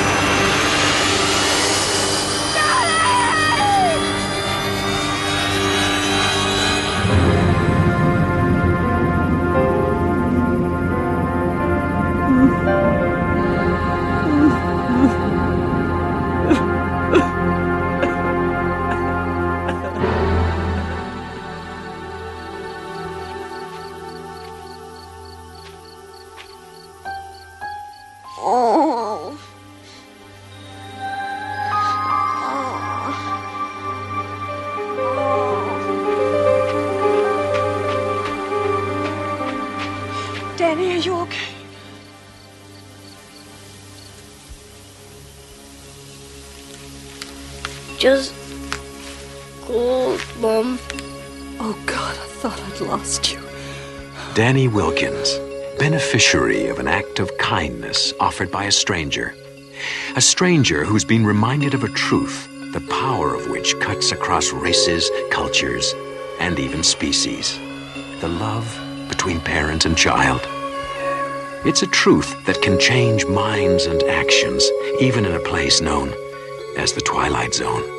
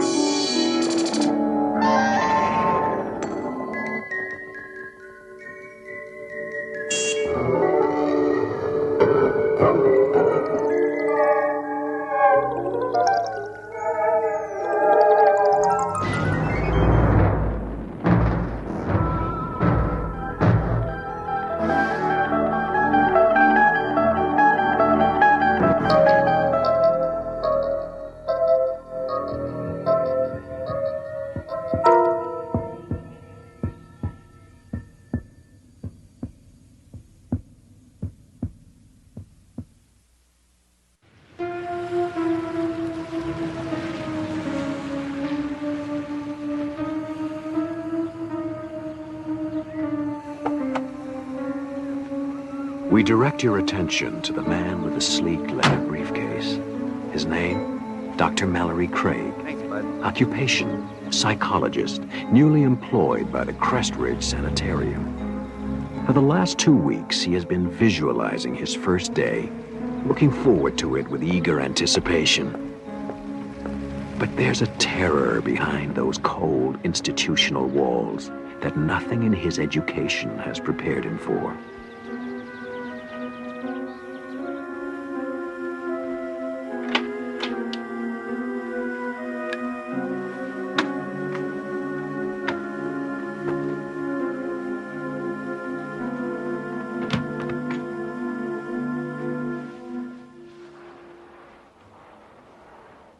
Dr. Craig? Yes. Rebecca Robb. Everyone calls me Becky. I'm the catch-all head nurse, good cop, bad cop, advisor on policy, and tracker down of missing paychecks. Glad to have you aboard. Thank you. Glad to be here. This place has got a fine reputation. I only hope I can live up to it. I'll get you the files on your clients. You'll be taking over Dr. Parnett's group. About 6 or 7 people. I think you'll find them all quite fascinating. Thank you, Becky.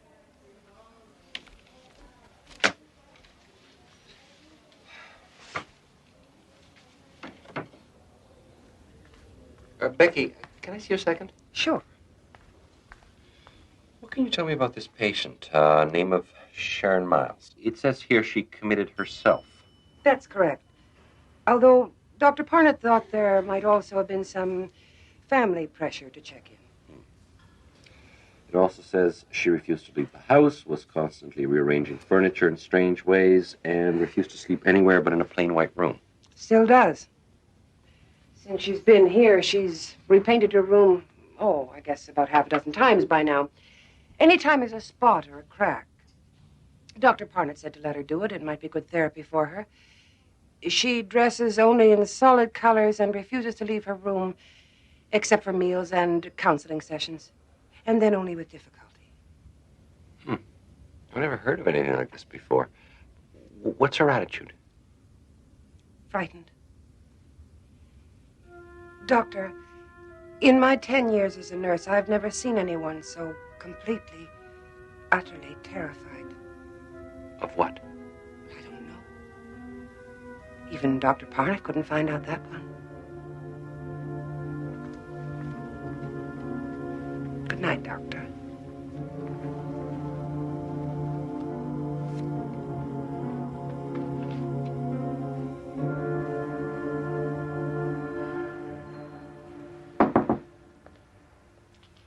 Hi. I know it's a little bit after office hours, but I thought I'd pop by and say hello, if you don't mind.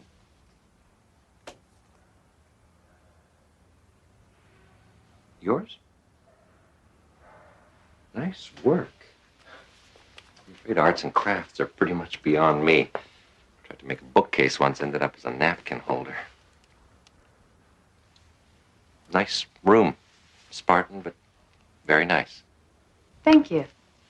I've been going over the caseload, and yours is very interesting.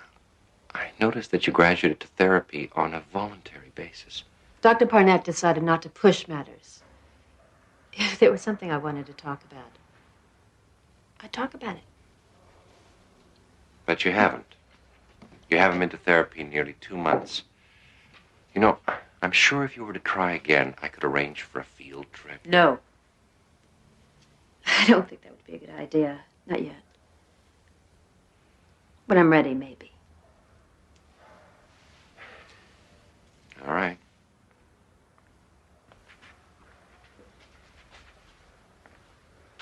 But if you should ever feel like talking, I think you know where to find me. Good evening.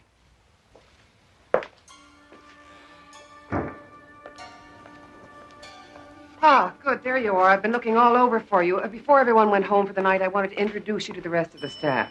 Fine. That'll be all right. Get it away from me! Get it away from me! Get it away from me! I told her we don't have any other heavy blankets. It's getting colder and she's I don't need care! Get it away! I don't want patterns! Look, just go and get 2 or 3 light ones. That should be all right, don't you think? As long as they're plain. One color, no patterns. No patterns. I promise.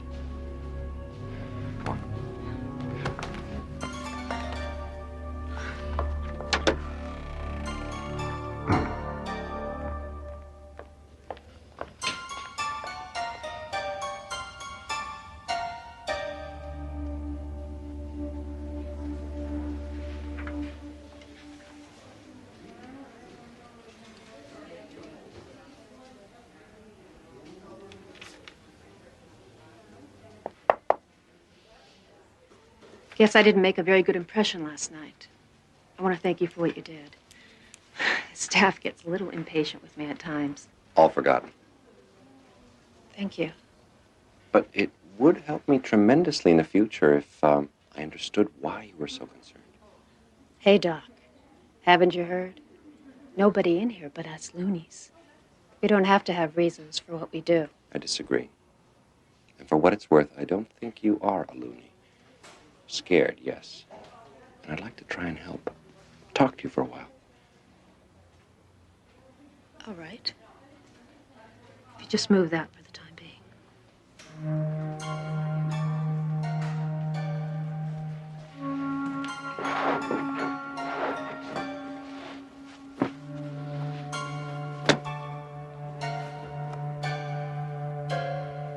After I finished college, I met Jeff.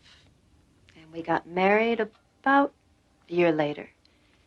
And we had a boy, Bobby. He's 7 years old now.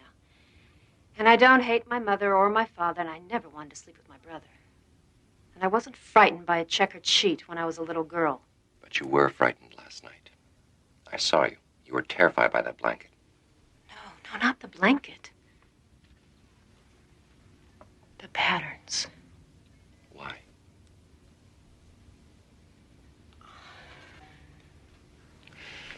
Don't you want to leave this place? I can't imagine you'd want to stay. Then why don't you tell me? You wouldn't believe me if I told you. Try me.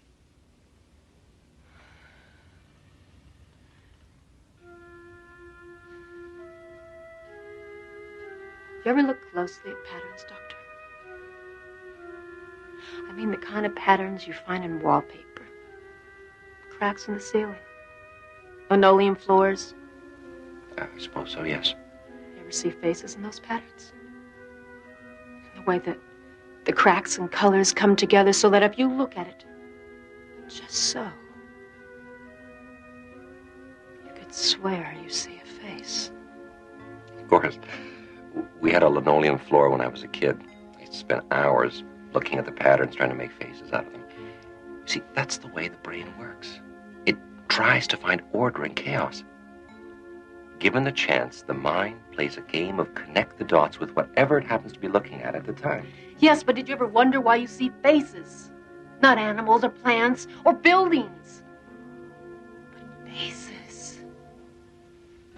No, actually, until you mentioned it, it hadn't occurred to me.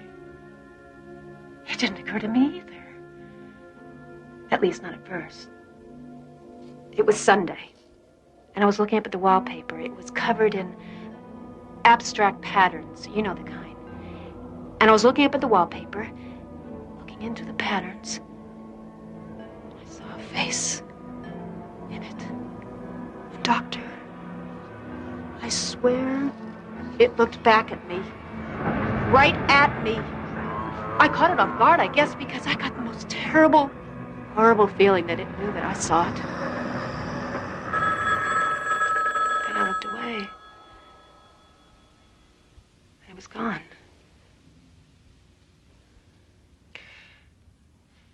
Perhaps you only thought the face was looking at you.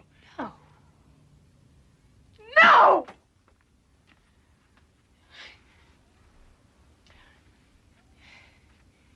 You know when you're crossing the street and you make eye contact with the driver the way everybody tells you to, and even though you can't see them clearly, you can feel when you've met their eyes.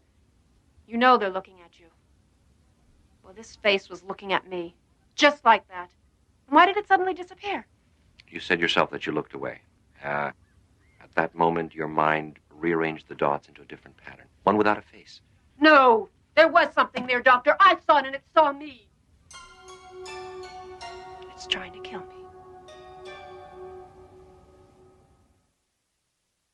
I saw a face in it. A doctor. I swear it looked back at me.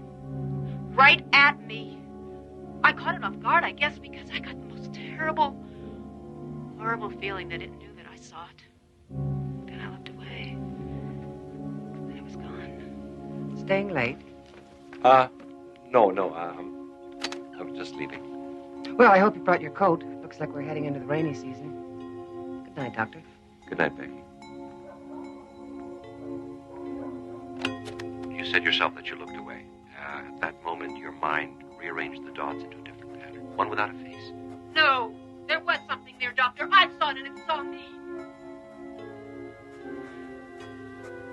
It's trying to kill me.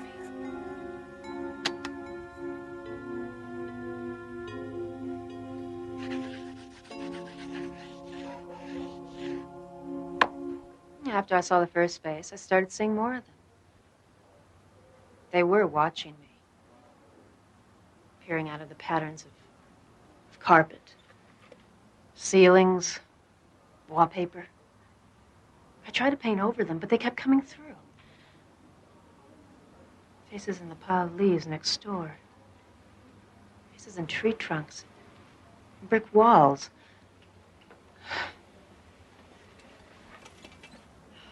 Faces in the doodles of my 7-year-old son. My clothes. I had to stop wearing patterns. That's why I don't allow patterns in my room. That's how they come through. As long as they're out of range, I'm safe. Sometimes I get the feeling that I hear them talking, whispering about me, trying to decide what they're going to do about me. You keep saying they. Who are they? I don't know.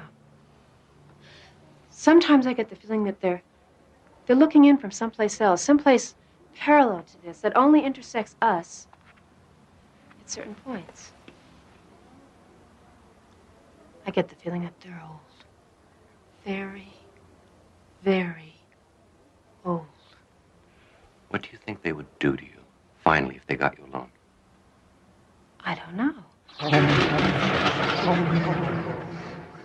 I try not to think about it. And I'm not going to give them the chance to find out. Did this have something to do with your decision to commit yourself? I'm awfully tired, Doctor. Can we pick this up? Will you tell me tomorrow what happened?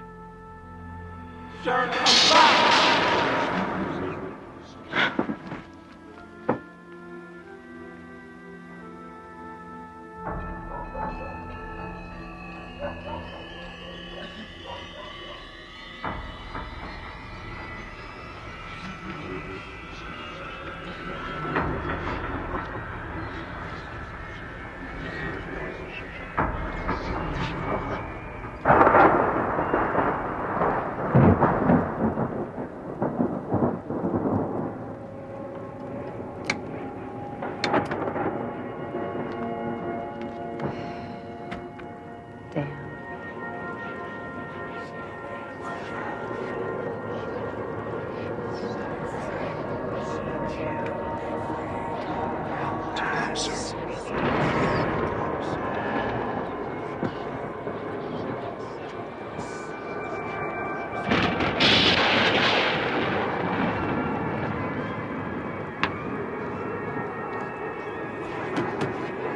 Don't resist us.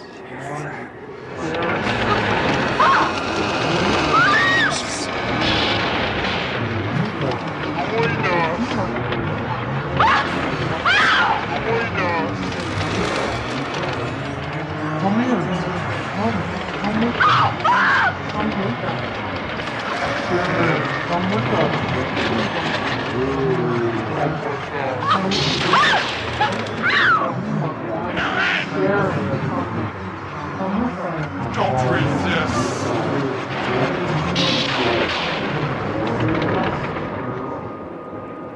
Bobby!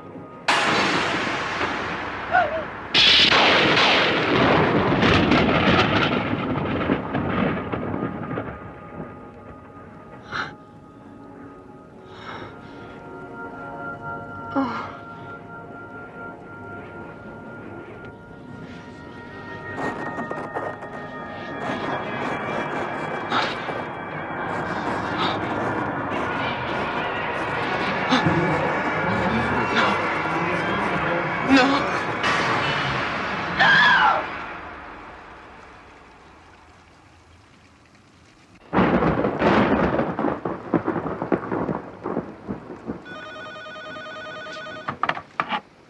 Hello. It's me, Sharon. I've changed my mind. I can't live like this anymore. Someone has to know in case something happens to me. Tomorrow I'll tell you everything. Glad to hear that, Sharon. And, Doctor, I lied to you. I think I know what they are and what they're trying to do to me. I can't trust them not to. Doctor, please, if anything happens to me, promise me you'll protect them. Jeff and my son, promise me? Well, I promise.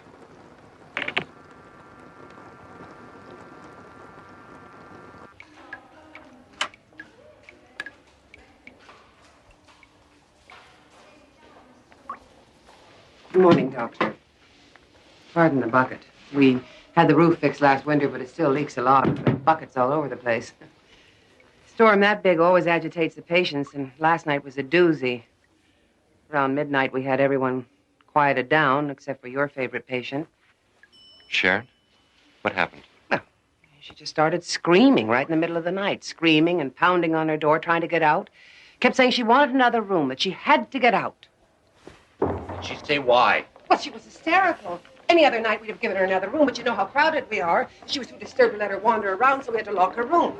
I called for another nurse to help sedate her. She really fought us, too. Why didn't you call me? Well, we were going to, but she quieted down. We didn't want to disturb you.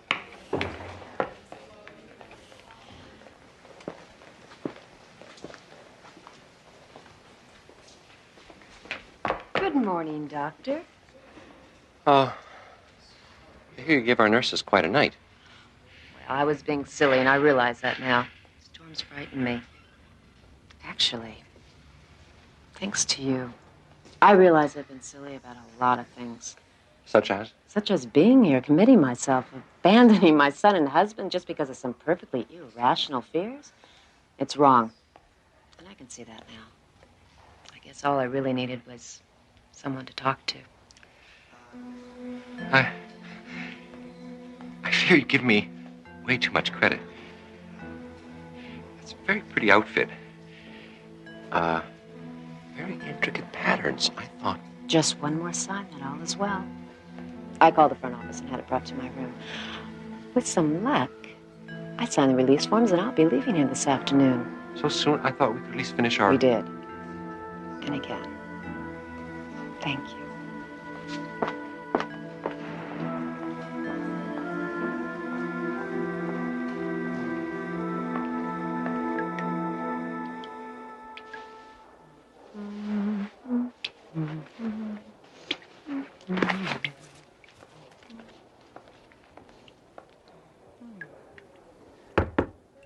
Your cab's here. Thought I'd help you with your bags. Thank you. Besides, I couldn't just let you go. without saying goodbye, could I? No, I suppose not. All the help is quite appreciated.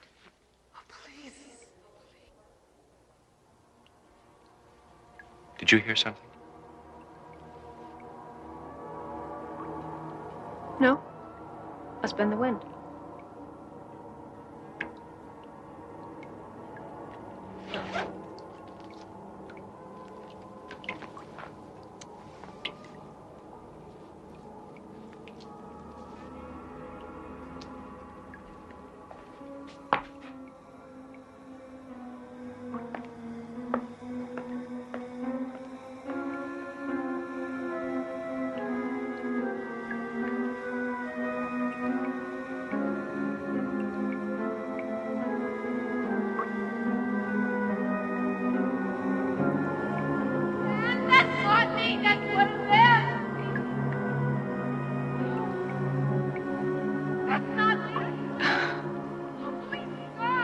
Next time you're alone, look quickly at the wallpaper and the ceiling and the cracks on the sidewalk.